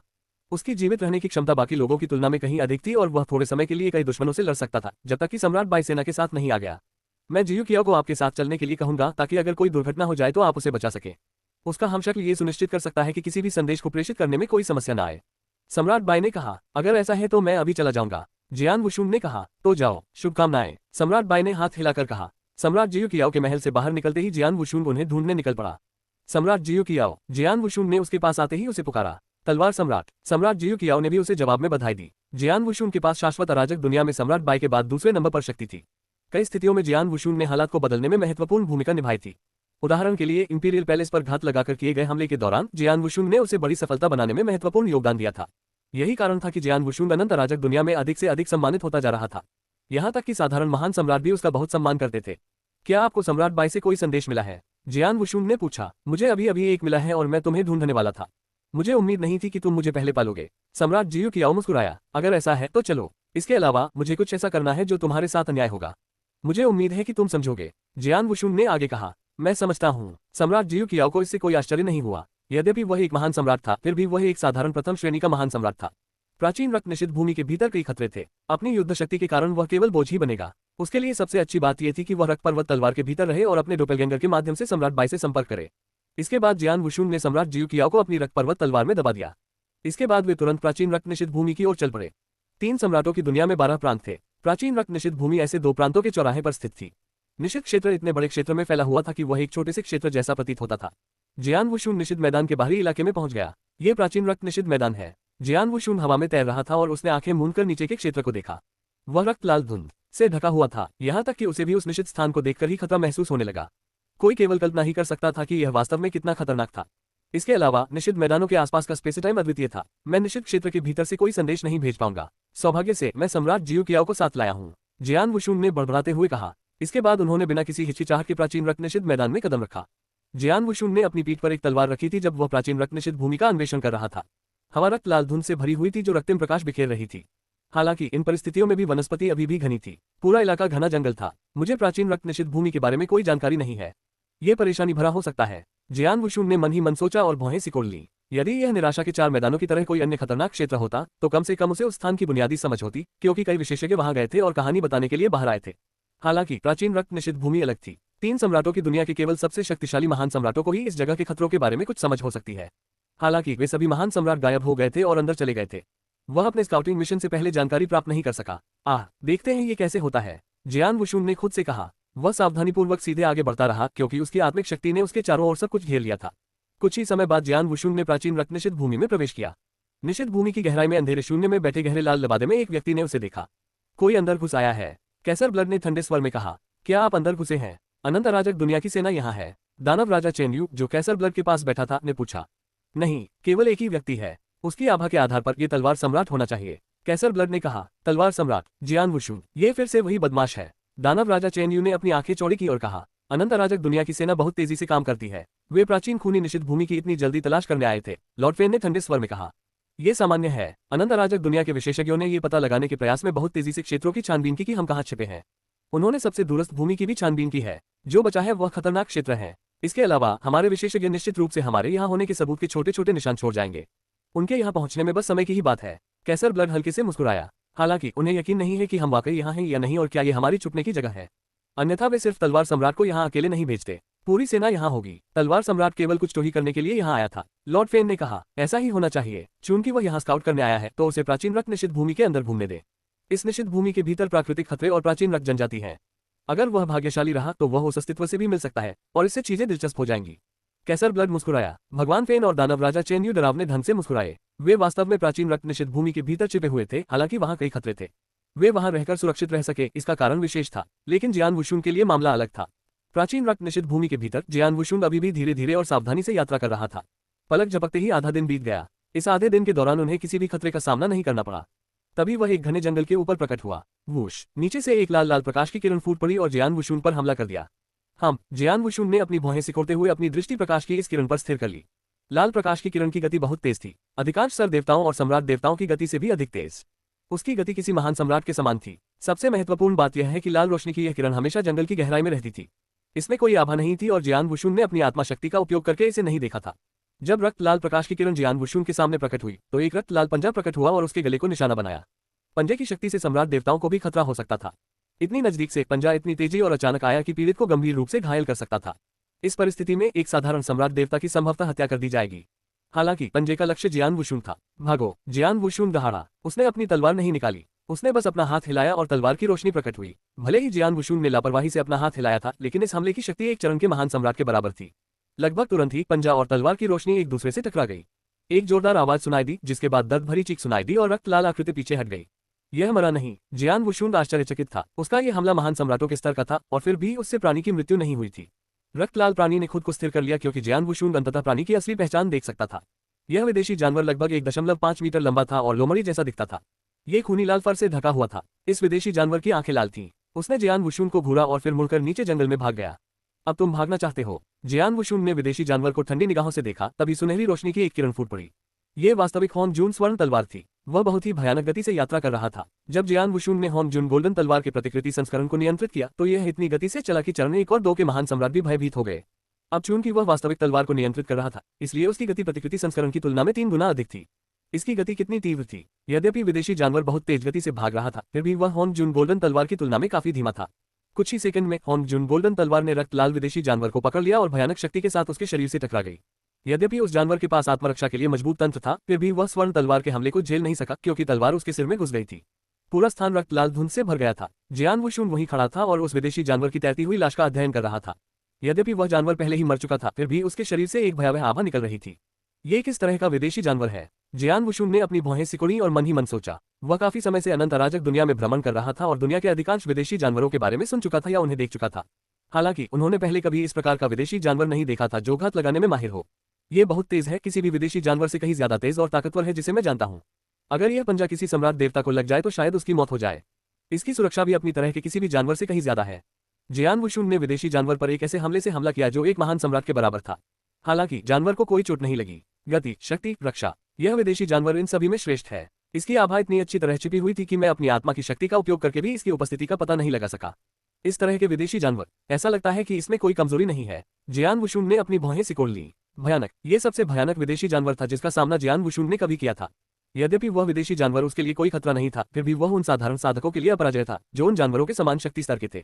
मुझे आश्चर्य है कि क्या मैं इस विदेशी जानवर से और भी मिल पाऊंगा। शायद इससे भी ज्यादा शक्तिशाली जानवर होंगे, जियान वुशुन ने खुद से कहा। जियान वुशुन ने अपनी यात्रा जारी रखते हुए आगे बढ़ना शुरू कर दिया। कुछ ही देर में उसकी मुलाकात उसी विदेशी जानवर से हुई जिसने उस पर फिर से उसी तरह हमला किया। इस बार 5 विदेशी जानवर एक साथ हमला कर रहे थे। ये 5 विदेशी जानवर उसी ताकतवर जानवर के बराबर थे जिसे जियान वुशुन ने अभी मारा था, इसलिए वे ज्यादा लड़ाई किए बिना ही मर गए। जियान वुशुन ने फिर से अपनी यात्रा जारी रखी। प्राचीन रक्त निषिद्ध भूमि की गहराई में अंधेरे अंतरिक्ष में कैसर ब्लड, लॉर्ड फेन, दानव राजा चेनयू और लिंग रुक्सियो एक बार फिर एकत्र हुए। अगर सब कुछ योजना के अनुसार हुआ तो जियान वुशुन संभवतः प्राचीन रक्त जानवरों से लड़ेगा। कैसर ब्लड ने ठंडी मुस्कान दी। भले ही यह जनजाति पहले युग में शीर्ष स्तरीय जनजातियों में से एक नहीं थी, लेकिन उनकी शक्ति को कम नहीं आंका जाना चाहिए। यहाँ तक कि 7 सितारा काले संप्रदाय को भी उस समय दुखद युद्ध के दौरान नष्ट कर दिया गया था। वे भाग्यशाली हैं कि वे आज तक जीवित हैं। यह अफसोस की बात है कि उनकी लड़ने की शक्ति पहले की तुलना में बहुत कमजोर है। फिर भी इस जनजाति की समग्र युद्ध शक्ति अभी भी अनंत अराजक दुनिया में शीर्ष स्तर की विशेष जनजातियों की तुलना में कहीं अधिक है। इससे पहले कि हम भारी नुकसान झेलते, 3 सम्राटों की दुनिया केवल उन्हें दबाने में कामयाब रही। कबीले के भीतर के लोगों के साथ खिलवाड़ नहीं किया जाना चाहिए, लॉर्ड फेन ने कहा। हाँ, क्या जियान वुशुन यह नहीं जानना चाहता कि हम प्राचीन रक्त निषिद्ध भूमि के अंदर हैं या नहीं? अगर वह वास्तव में पता लगाना चाहता है तो उसे पहले प्राचीन रक्त जनजाति पर विजय प्राप्त करनी होगी। मैं ये जानने के लिए उत्सुक हूँ कि क्या उसके पास पूरी जनजाति का सामना करने की क्षमता है। दानव राजा चेनयू ने ठहाका लगाया। वह ऐसे दर्जनों जानवरों को संभाल सकता है। हालांकि अगर वह निषिद्ध भूमि में और आगे बढ़ता है तो उसे सिर्फ प्राचीन रक्त जनजाति से ही नहीं बल्कि और भी बहुत कुछ झेलना पड़ेगा। कैसर ब्लड मुस्कुराया। प्राचीन रक्त निषिद्ध भूमि को सभी लोग सबसे खतरनाक स्थान के रूप में जानते थे। इसका एक हिस्सा प्राचीन रक्त जनजाति का था। यहाँ तक कि दुनिया के 3 सम्राट भी अपने चरम पर इस जनजाति पर युद्ध की घोषणा करने की हिम्मत नहीं कर सकते थे। वे अपने विवादों को संधियों और समझौतों के जरिए सुलझाते थे। 3 सम्राटों की दुनिया के विशेषज्ञों के यहाँ छिपने का कारण केवल यह नहीं था कि यह एक अच्छी तरह से छुपा हुआ स्थान था। इससे भी महत्वपूर्ण बात यह थी कि ऐसा इसलिए था क्योंकि वहाँ प्राचीन रक्त जनजाति मौजूद थी। यदि अनंत अराजक दुनिया की सेना हमला करना चाहती है तो उन्हें पहले प्राचीन रक्त जनजाति को बाईपास करना होगा। इस बीच जियान वुशुन अभी भी आगे बढ़ रहा था। जब वह आगे बढ़ रहा था तो उसका सामना प्राचीन रक्त जंतुओं के छोटे समूहों से हुआ। इनमें से हर जानवर बहुत शक्तिशाली था और किसी भी साधारण सम्राट देवता को धमका सकता था। हालांकि जियान वुशुन ने उन्हें आसानी से संभाल लिया। पलक झपकते ही 3 दिन बीत गए। जियान वुशुन ने अपनी दृष्टि को एकाग्र किया और वहीं रुक गया। उसने आगे 6 प्राचीन रक्त जनित जानवरों को देखा। उसी समय उसके आसपास से और भी जानवर निकलने लगे। उसने जल्दी से गिनती की और पाया कि वहां 15 जानवर थे। जब से मैं निषिद्ध भूमि में प्रवेश कर रहा हूं तब से मैं कभी भी एक समय में 5 से ज्यादा ऐसे जानवरों से नहीं टकराया हूं। अब मेरे सामने 15 हैं। ऐसा लग रहा है कि मैं उनके घर के पास हूं, जियान वुशुन ने खुद से कहा। प्रत्येक विदेशी जानवर अत्यंत शक्तिशाली था और ऐसा प्रतीत होता था कि उनमें कोई कमजोरी नहीं थी। उनमें से कोई भी एक सम्राट भगवान को मार सकता है। अगर उनमें से 10 एक साथ काम करते हैं तो वे साधारण महान सम्राटों को धमकी दे सकते हैं। कोई आश्चर्य नहीं कि प्राचीन रक्त निषिद्ध भूमि को इस दुनिया में सबसे खतरनाक जगह कहा जाता है। महान सम्राटों के शासन में कोई भी इस जगह पर जाने की हिम्मत नहीं करेगा, जियान वुशुन ने सोचा। यहाँ तक कि शीर्ष सम्राट देवता जिनके पास महान सम्राटों की लड़ने की शक्ति नहीं थी, वे कई प्राचीन रक्त जानवरों के संयुक्त हमले के तहत मर जाएंगे। अगर वे 15 ऐसे जानवरों से टकराते तो वे निश्चित रूप से मर जाते। जबकि जियान वुशुन अपने आप में सोच रहा था, 15 प्राचीन रक्त जानवर निष्क्रिय नहीं बैठेंगे। सभी लोग अपनी लाल लाल आंखों से जियान वुशुन को घूर रहे थे। उनके बीच कोई संवाद नहीं था। जिस क्षण उन्होंने जियान वुशुन को देखा, उनके शरीर से हत्या की भावना फूटने लगी। तुरंत फुर्सत, युद्ध के मैदान में लाल रोशनी की किरणें फैल गईं। एक साथ 15 प्राचीन रक्त विदेशी जानवरों ने हमला किया। उनकी गति भयानक थी। इन जानवरों ने मुझसे संवाद करने की कोशिश नहीं की, उन्होंने बस हमला किया। जियान वुशुन ने अपनी भौहें सिकोड़ते हुए अपनी रक्त पर्वत तलवार निकाली। देखते हैं कि तुम ज्यादा तेज हो या मेरी तलवारबाजी ज्यादा तेज है। जियान वुशुन हल्के से मुस्कुराया। उसने अपनी तलवार चलाने की कला का प्रदर्शन करते हुए तलवार को हाथ में घुमाया। तलवार सिद्धांत जुवान लुओ, एक विचार पर राक्षसी बारी। जियान वुशुन ने हमला किया। स्पेसिटाइम सिद्धांत के बारे में उनकी समझ सिद्धांत महल के 9वें स्तर पर थी। वह बेहद तेज थे। वह अंतरिक्ष में तेजी से घूमता रहा और प्राचीन रक्त जंतु, जो सम्राट देवताओं के शक्ति स्तर पर थे, उसे पकड़ नहीं सके। उसने इन जानवरों पर अपनी रक्त पर्वत तलवार घुमाई। प्रत्येक झूला अनौपचारिक था। पीएफएफ्ट, पीएफएफ्ट, पीएफएफ्ट, पीएफएफ्ट, पीएफएफ्ट, टिल्डर टिल्डर। इन विदेशी जानवरों के शरीर में घुसती तलवारों की आवाज हवा में गूंज रही थी। इन जानवरों के पास जो आत्मरक्षा तंत्र था, वह कागज की तरह टुकड़े टुकड़े हो गया था। कुछ ही क्षणों में जियान वुशुन ने 8 बार वार किया। 8 सिर उखड़कर जमीन पर गिर गए। हालांकि जानवरों ने हमला किया, लेकिन वे जियान वुशुन को छूने के करीब भी नहीं थे। इस संक्षिप्त आदान प्रदान के बाद शेष 7 विदेशी जानवरों की आंखें और भी अधिक आशावादी हो गई तथा वे ऊपर देखकर चिल्लाने लगे, अरहू, अरहू, अरहू। तीखी आवाजें सभी दिशाओं में फैल गईं। यह क्या है? जियान वुशुन ने मन ही मन सोचा, लेकिन फिर उसे एहसास हुआ कि ये जानवर क्यों चिल्ला रहे हैं। तुरंत ही अंतरिक्ष में रक्त लाल रंग की कई आकृतियां प्रकट हुई। उनमें से कई लोग हर कोने से आए और कुछ ही क्षणों में सैकड़ों लोग वहां एकत्र हो गए। ये केवल निकटवर्ती क्षेत्र में ही था। जियान वुशुन देख सकता था कि ऐसे और भी जानवर दूर से दौड़ते हुए आ रहे थे। ओह माय, निषिद्ध भूमि में ऐसे कितने जानवर हैं? जियान वुशुन हैरान था। एक अकेला विदेशी जानवर ही काफी डरावना था। यदि सैकड़ों या हजारों लोग इकट्ठे हो जाएं, तो ये बल विचारणीय होगा, भले ही अनंत अराजक दुनिया की सेना वहां मौजूद हो। जबकि जियान वुशुन अविश्वास में था, बड़ी संख्या में प्राचीन रक्त जानवर अपनी खूनी ठंडी आंखों से जियान वुशुन को घूर रहे थे, जो उदासी बिखेर रही थी। अगले ही पल इन जानवरों ने हमला कर दिया। हुश, हुश, हुश, हुश। वहां मौजूद लगभग हर विदेशी जानवर जियान वुशुन पर झपट पड़ा। उस समय जियान वुशुन को कम से कम सैकड़ों विदेशी जानवरों का सामना करना पड़ रहा था। हुन्फ, जियान वुशुन ने बड़बड़ाया क्योंकि उसकी राक्षसी आभा फट गई। हालांकि उनका आभा मंडल इन विदेशी जानवरों को रोकने के लिए पर्याप्त नहीं था। हुश, हुश, हुश, हुश, हुश, हुश, हुश। जियान वुशुन ने स्पेसिटाइम की शक्ति का उपयोग करते हुए अपनी 7 हॉर्न जून गोल्डन तलवारों को नियंत्रित किया तथा वे एक साथ स्वर्णिम प्रकाश की किरणों के रूप में फूट पड़ी। ये 7 तलवारें बहुत तेज और शक्तिशाली थीं। 7 तलवारें ऐसे 7 विदेशी जानवरों के सामने प्रकट हुईं और बिना किसी बाधा के उनके शरीर में घुस गईं। फिर 7 तलवारों ने अपने लक्ष्य बदल दिए और 7 अन्य विदेशी जानवरों पर हमला किया। उसी समय जियान वुशुन का आकार भी बढ़ने लगा। उसके शरीर से सिर और हाथ निकलने लगे। 18 भुजाएं विकसित हुईं, जिनमें से प्रत्येक में तलवार थी। उससे भयानक तलवार की तरंगें निकल रही थीं। मार डालो, मार डालो, मार डालो। जियान वुशुन ने अपना नरसंहार शुरू किया। हर तलवार की रोशनी अविश्वसनीय रूप से जंगली और शक्तिशाली थी। ये विदेशी जानवर जो सम्राट भगवान के स्तर के थे, तलवार की रोशनी के संपर्क में आते ही तुरंत मर गए। दूसरी ओर जियान वुशुन अपने हाथों में पकड़ी 18 तलवारों को घुमाता रहा। इसका मतलब था कि किसी भी समय 18 तलवार की रोशनी उसकी तलवार से निकलकर इन जानवरों पर हमला कर सकती थी। इसके अतिरिक्त 7 हॉर्न जून गोल्डन तलवारें भी उनकी सहायता कर रही थीं। ये कितना डरावना होगा। शवों को जमीन की ओर गिरते देखा जा सकता था। कुछ ही सेकंड में जियान वुशुन पर हमला करने वाले पहले 10 विदेशी जानवर मारे गए। हालांकि इन विदेशी जानवरों के पीछे उनमें से अधिक ने जियान वुशुन की ओर झपट्टा मारना शुरू कर दिया। हाँ, लाओ, मैं देखना चाहता हूं कि मैं तुम में से कितनों को मार सकता हूं। जियान वुशुन जोर से हंसा। उन्होंने अपनी नजदीकी युद्ध क्षमताओं और 7 हॉर्न जून स्वर्ण तलवारों का प्रयोग करते हुए हत्याओं का सिलसिला शुरू कर दिया। बड़ी संख्या में प्राचीन रक्त जंतुओं को निर्दयतापूर्वक मार डाला गया, इससे पहले कि वे लड़ाई भी कर पाते। कुछ ही क्षणों में 2 बड़े विदेशी जानवर जियान वुशुन के सामने प्रकट हुए। जियान वुशुन ने लापरवाही से उन पर वार किया। दोनों विदेशी जानवरों ने भी जमकर हमला किया। खड़खड़ाहट, खड़खड़ाहट। उसके कानों में धातु की टक्कर की आवाजें गूंजने लगी जब उसने देखा कि 2 विदेशी जानवर वापस उड़ गए। जियान वुशुन भी एक कदम पीछे हट गया। हाँ, जियान वुशुन ने आश्चर्य से उन 2 विदेशी जानवरों को देखा। वे महान सम्राट स्तर के हैं। इसके अलावा वहां 7 और प्राचीन रक्त जंतु थे जो शेष विदेशी जानवरों की तुलना में काफी बड़े दिख रहे थे। 7 और हैं, जिसका मतलब है कि महान सम्राटों के शक्ति स्तर पर 9 विदेशी जानवर हैं। जियान वुशुन चौंक गया। महान सम्राट के शक्ति स्तर के 9 जानवरों और सम्राट भगवान के शक्ति स्तर के सैकड़ों अन्य जानवरों ने उसे घेर लिया। ये बल बहुत शक्तिशाली था। ये बल विशेष जनजाति गठबंधन से भी थोड़ा अधिक शक्तिशाली है। ये निषिद्ध भूमि वास्तव में भयानक है। जियान वुशुन ने मन ही मन सोचा। सौभाग्य से सम्राट बाय ने उन्हें व्यक्तिगत रूप से आकर खोज करने के लिए भेजा था। यदि कोई अन्य महान सम्राट होता तो संभवतः इन जानवरों का सामना करते समय उसकी मृत्यु हो जाती। ये निश्चित रूप से विश्व की सबसे खतरनाक भूमि होने का खिताब पाने की हकदार है। इन जानवरों ने हमला करना बंद कर दिया है। वे क्या करने की योजना बना रहे हैं? जियान वुशुन ने ठंडे दिमाग से इलाके का निरीक्षण किया। महान सम्राट के समान शक्ति वाले 2 जानवरों को जियान वुशुन द्वारा पीछे धकेल दिए जाने के बाद शेष जानवर वहीं रुक गए। वे बस जियान वुशुन को बड़ी हत्या की नीयत से घूरते रहे। दायां तब आहू वही चीख सुनाई दी, लेकिन ये चीख कहीं अधिक जोरदार, गहरी और अधिक शक्तिशाली थी। चीखने के बाद जियान वुशुन के सामने एक विशालकाय आकृति प्रकट हुई। क्या इससे भी अधिक शक्तिशाली कोई है? जियान वुशुन ने सोचा, क्योंकि वह अंततः चीजों को गंभीरता से ले रहा था। रक्त लाल धुंध की चादर के नीचे पूरा स्थान शांत हो गया। जियान वुशुन को घेरे हुए प्राचीन रक्त जानवर अपने सिर को नीचे करने से खुद को रोक नहीं सके।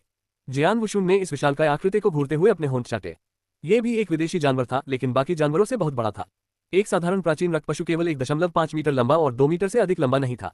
जो महान सम्राटों के शक्ति स्तर पर थे वे आकार में दोगुने थे, लेकिन 3 मीटर लंबे और 5 मीटर से अधिक बड़े नहीं थे। हालांकि यह विशालकाय आकृति कम से कम 10 मीटर ऊंची और 20 मीटर लंबी थी। यह आकार अनंत अराजक दुनिया के भीतर कई विदेशी जानवरों या विशेष जनजातियों की तुलना में नगण्य था।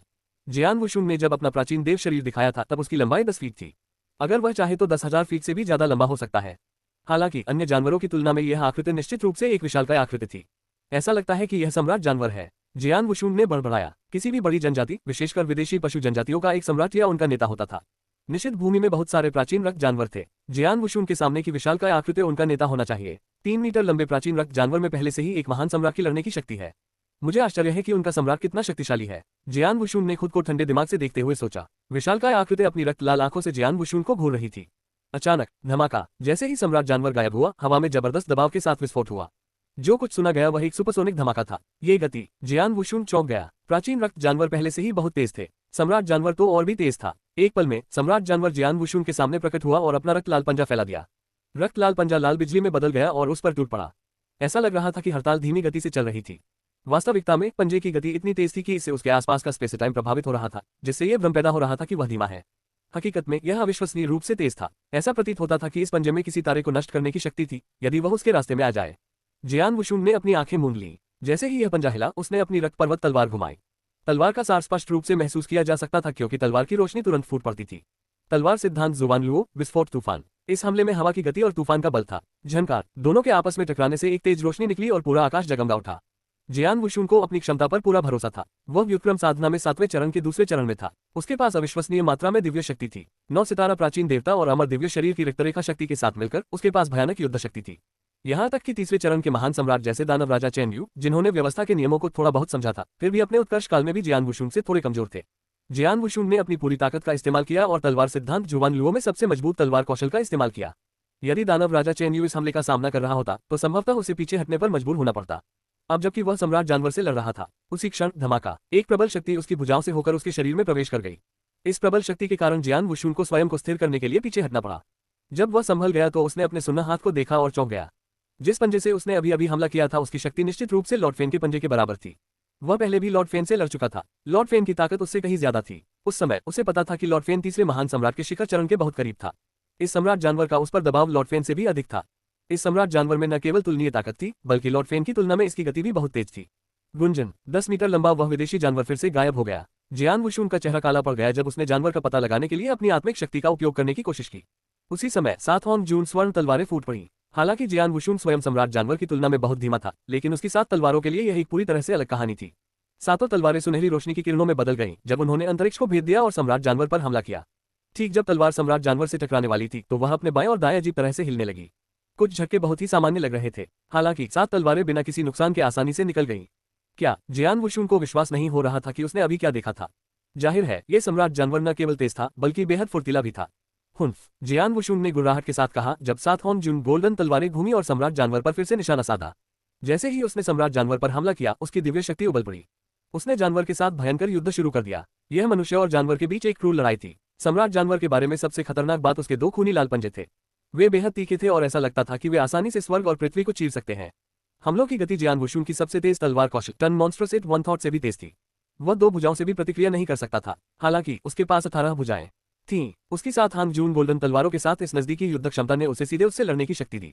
खड़खड़ाहट, खड़खड़ाहट, खड़खड़ाहट, खड़खड़ाहट, टिल्डर टिल्डर। दोनों के बीच लड़ाई के दौरान युद्ध के मैदान में धातु की टक्कर की आवाज गूंज उठी।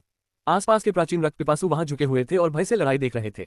किसी की भी बीच में आने की हिम्मत नहीं थी। ये लड़ाई जियान वुशुन और सम्राट जानवर के बीच थी। जल्द ही जियान वुशुन और सम्राट जानवर के बीच 7.5 मिनट तक लड़ाई हुई। इस दौरान उन्होंने अपनी पागल लड़ाई के दौरान हजारों बार ब्लेड को पार किया। अंततः जियान वुशुन और सम्राट जानवर रुक गए। कितनी जल्दी है। जियान वुशुन की आंखें चमक रही थी। सम्राट जानवर ने उसे उत्तेजित कर दिया था। वास्तव में जियान वुशुन के लिए यह एक रोमांचक लड़ाई थी। उन्होंने लड़ाई के दौरान कोई संयम नहीं दिखाया, अपनी पूरी ताकत का प्रदर्शन किया। सम्राट जानवर भी बहुत कठोर था। हालांकि ऐसा लग रहा था कि लड़ाई के दौरान जियान वुशुन उसके बराबर था, लेकिन जियान वुशुन खुद जानता था कि वह पूरी तरह से नुकसान में था। ऐसा तब हुआ जब जियान वुशुन ने पहले ही प्रमाणिक हॉर्न जून गोल्डन तलवारें प्राप्त कर ली थी और सम्राट जानवर को पकड़ रखा था। यदि ऐसा न होता तो जियान वुशुन पूरी तरह से कुचल दिया गया होता। सम्राट जानवर की लाल आंखें जियान वुशुन पर मृत थीं। सम्राट जानवर बहुत क्रोधित था क्योंकि जियान वुशुन ने उसके अपने ही कई लोगों को मार डाला था। लेकिन युद्ध के बाद उसे पता चल गया था कि वह जियान वुशुन को नहीं रोक सकता। वह जियान वुशुन को हरा नहीं सका। भले ही पूरा प्राचीन रक्त जनजाति उसका विरोध करने के लिए एक साथ इकट्ठा हो गया हो, लेकिन वास्तव में उसे रोकने की संभावना बहुत कम थी। इसके अलावा वह अब और लड़ नहीं सकता था। प्राचीन रक्त जनजाति वास्तव में एक अत्यंत अत्याचारी जनजाति थी। ये जनजाति ताकत, गति और रक्षा शक्ति के मामले में बेहद शक्तिशाली थी, लेकिन इस जनजाति में कमजोरियां भी थीं। यदि उनमें कोई कमजोरी न होती तो वे प्राचीन युग के दौरान बी श्रेणी के विदेशी पशु जनजाति नहीं होते। प्राचीन रक्त जनजाति की एक स्पष्ट कमजोरी थी, उनमें सहनशक्ति नहीं थी। प्राचीन रक्त जनजाति के जानवर जब भी लड़ते थे तो बहुत ज्यादा ताकत खर्च करते थे। एक साधारण प्राचीन रक्त जानवर सिर्फ 10 सांस तक ही टिक पाता था, जबकि दुर्जय प्राचीन रक्त सम्राट खुद 1 घंटे से ज्यादा नहीं टिक पाता था। आधा घंटा बीत चुका था और उसके पास पर्याप्त ताकत नहीं थी। मानव, प्राचीन रक्त सम्राट बोला। उसने भारी मानवीय लहजे में बात की। उसने बात की, लेकिन जियान वुशुन को आश्चर्य नहीं हुआ। प्राचीन रक्त सम्राट की आध्यात्मिक बुद्धि पहले से ही लड़ने की शक्ति के उस स्तर पर अनलॉक हो गई होगी। शायद एक विदेशी जानवर होने की सीमा ने उसे मानव रूप लेने से रोका, लेकिन वह निश्चित रूप से मानव भाषा बोल सकता था। मानव, तुम मेरे लोगों का वध कर रहे हो। तुम्हारा यहाँ क्या उद्देश्य है? प्राचीन रक्त सम्राट ने ठंडे स्वर में पूछा। अपने लोगों का कत्लेआम, जियान वुशुन ने उदासीनता से उत्तर दिया। वे मुझे लेने आए थे, मुझे अपना कदम उठाना पड़ा। यह मेरी जनजाति का क्षेत्र है। बेशक हम सभी अत्याचारियों को खत्म कर देंगे। प्राचीन रक्त सम्राट की आवाज धीमी थी। मेरे कबीले और तुम मनुष्यों के बीच हुए समझौते के अनुसार यहाँ किसी भी चरम अराजक क्षेत्र के विशेषज्ञों को अनुमति नहीं है। यदि आप रक्त सम्राट अभ्यारण्य मैदान तक पहुंचना चाहते हैं तो आप सभी को एक चक्कर लगाना होगा। लेकिन तुम एक मध्य चरण अराजक क्षेत्र के विशेषज्ञ हो, फिर भी मैं तुम्हें हरा नहीं सकता। तुमने जनजातियों के बीच हुए समझौते को तोड़ा है। मानव, क्या आप प्राचीन रक्त जनजाति के साथ युद्ध शुरू करना चाहते हैं? जियान वुशुन की नजर बदल गई। उन्होंने बातचीत से बहुत कुछ सीखा था। सबसे पहले, लाल रंग के जानवर प्राचीन रक्त जनजाति का हिस्सा थे। प्राचीन रक्त निषिद्ध भूमि उनके पास थी और प्राचीन रक्त सम्राट उनका नेता था। दूसरा, प्राचीन रक्त जनजाति ने अतीत में 3 सम्राट विश्व मनुष्यों के साथ एक समझौता किया था, जिसके तहत मानव महान सम्राटों को जनजाति के क्षेत्र के अंदर जाने की अनुमति नहीं थी। तीसरा और सबसे महत्वपूर्ण बात, प्राचीन रक्त सम्राट ने एक निश्चित रक्त सम्राट अभ्यारण्य मैदान का उल्लेख किया था। रक्त सम्राट अभ्यारण्य मैदान। जियान वुशुन ने 3 सम्राटों की दुनिया में इसके बारे में कभी नहीं सुना था, लेकिन अब वह जानता था कि अगर वह रक्त सम्राट अभ्यारण्य मैदान तक पहुंचना चाहता है तो उसे प्राचीन रक्त जनजाति क्षेत्र से गुजरना होगा। प्राचीन रक्त सम्राट, मुझे समझौते के बारे में पता नहीं है। मुझे आपके कबीले के अस्तित्व के बारे में भी नहीं पता था। बेशक मेरा आपके साथ युद्ध शुरू करने का कोई इरादा नहीं है। जियान वुशुन मुस्कुराया। वह सच बोल रहा था। वस्तुतः उनके निश्चित क्षेत्र में प्रवेश करने से पहले उन्होंने प्राचीन रक्त जनजाति के बारे में कभी नहीं सुना था।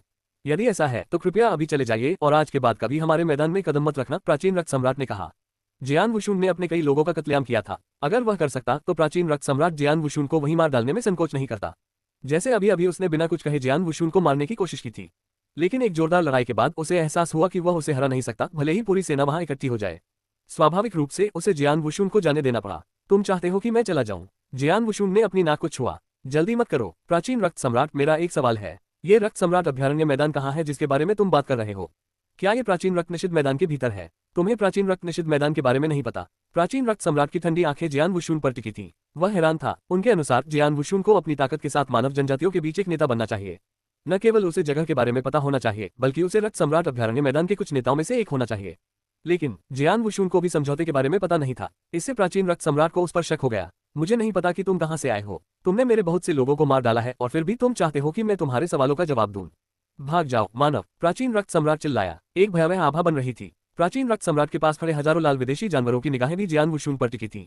जब तक प्राचीन रक्त सम्राट आदेश देता, जानवर बिना किसी हिचकिचाहट के जियान वुशुन को फाड़ देते। शांत रहो, गुस्सा होने की कोई जरूरत नहीं है, जियान वुशुन मुस्कुराया। मैंने जिन लोगों को मारा है उनके लिए मैं तुम्हें मुआवजा देने को तैयार हूं, लेकिन मुझे अभी भी उम्मीद है कि तुम मेरे सवाल का जवाब देने को तैयार होगे। अगर नहीं तो? नहीं तो क्या? प्राचीन रक्त सम्राट ने ठंडे स्वर में पूछा। अगर नहीं तो मैं ये जगह नहीं छोड़ूंगा। मैं हर दिन तुम्हारे 100 आदमियों को मार डालूंगा। देखते हैं कि तुम सब इसका सामना कर पाते हो या नहीं, जियान वुशुन ने चालाकी से मुस्कुराते हुए कहा। तुम्हारी हिम्मत! प्राचीन रक्त सम्राट तुरंत क्रोधित हो गया। क्या आप इसे आजमाना चाहेंगे? जियान वुशुन ने पूछा। जियान वुशुन को प्राचीन रक्त जनजाति से कोई शिकायत नहीं थी और स्वाभाविक रूप से वह उन्हें भड़काना नहीं चाहता था। लेकिन रक्त सम्राट अभ्यारण्य मैदान प्राचीन रक्त सम्राट शाश्वत अराजक दुनिया के लिए बहुत महत्व रखता था। जियान वुशुन को इसकी तह तक जाने की जरूरत थी। जियान वुशुन को इस बारे में अधिक सशक्त होना पड़ा। प्राचीन रक्त सम्राट चुप रहा। प्राचीन रक्त जनजाति में हजारों लोग थे, जिनमें से प्रत्येक मध्य चरण के अराजक क्षेत्र के विशेषज्ञ के बराबर था। उनके पास 9 शिखर अराजक क्षेत्र के विशेषज्ञ भी थे। खुद को तीसरे चरण के विशेषज्ञ के रूप में जोड़कर प्राचीन रक्त सम्राट की सेनाएं दुर्जय थीं। फिर भी उसे इस बात का भरोसा नहीं था कि वह अपने सामने खड़े मनुष्य को मार सकेगा। यदि मनुष्य सचमुच अपने लोगों को प्रतिदिन मारने की योजना बनाता तो जनजाति कुछ भी नहीं कर पाती। प्राचीन रक्त सम्राट केवल समझौता कर सकता था। मानव, अगर मैं गलत नहीं हूं तो आप रक्त सम्राट अभ्यारण्य मैदान में लोगों के साथ मित्रवत नहीं है ना? प्राचीन रक्त सम्राट ने पूछा। वास्तव में जियान वुशुन ने इससे इनकार नहीं किया। अंधा, तुम इंसान बहुत लड़ते हो, प्राचीन रक्त सम्राट ने ठंडे स्वर में कहा। मैं तुम्हें रक्त सम्राट अभ्यारण्य के मैदान में इस शर्त पर ला सकता हूं कि तुम मेरे कबीले में किसी को नुकसान नहीं पहुंचाओगे। जियान वुशुन ने मुस्कुराते हुए कहा, निश्चिंत रहें, जब तक वे हमला शुरू नहीं करते मैं कुछ नहीं करूंगा। मेरे पीछे आओ। ज्यादा कुछ कहे बिना ही प्राचीन रक्त सम्राट प्राचीन रक्त निषिद्ध क्षेत्र में आगे बढ़ गया। जियान वुशुन ने इसका अनुसरण किया। प्राचीन रक्त सम्राट जियान वुशुन को मीलों मील लंबे जंगल से होकर ले आया और लगभग पूरा दिन लेने के बाद वे अंततः प्राचीन रक्त निषिद्ध मैदान के सबसे गहरे हिस्से में पहुंच गए। वहीं यहीं पर रक्त सम्राट अभयारण्य मैदान है, प्राचीन रक्त सम्राट ने कहा। जियान वुशुन ने अपने सामने के क्षेत्र को अच्छी तरह देखने के लिए ऊपर देखा। यह क्षेत्र घने लाल कोहरे से ढका हुआ था। जियान वुशुन को आश्चर्य हुआ कि आसपास के शून्य के चारों ओर एक पतली लाल परत थी। बिना किसी संदेह के यह एक संरचना थी। यहाँ एक संरचना है, क्या वे यहाँ हो सकते हैं? जियान वुशुन की आंखें चमक उठी। प्राचीन रक्त सम्राट ने आगे कहा, रक्त सम्राट अभयारण्य भूमि पर तुम मनुष्यों ने बहुत समय पहले कब्जा कर लिया था।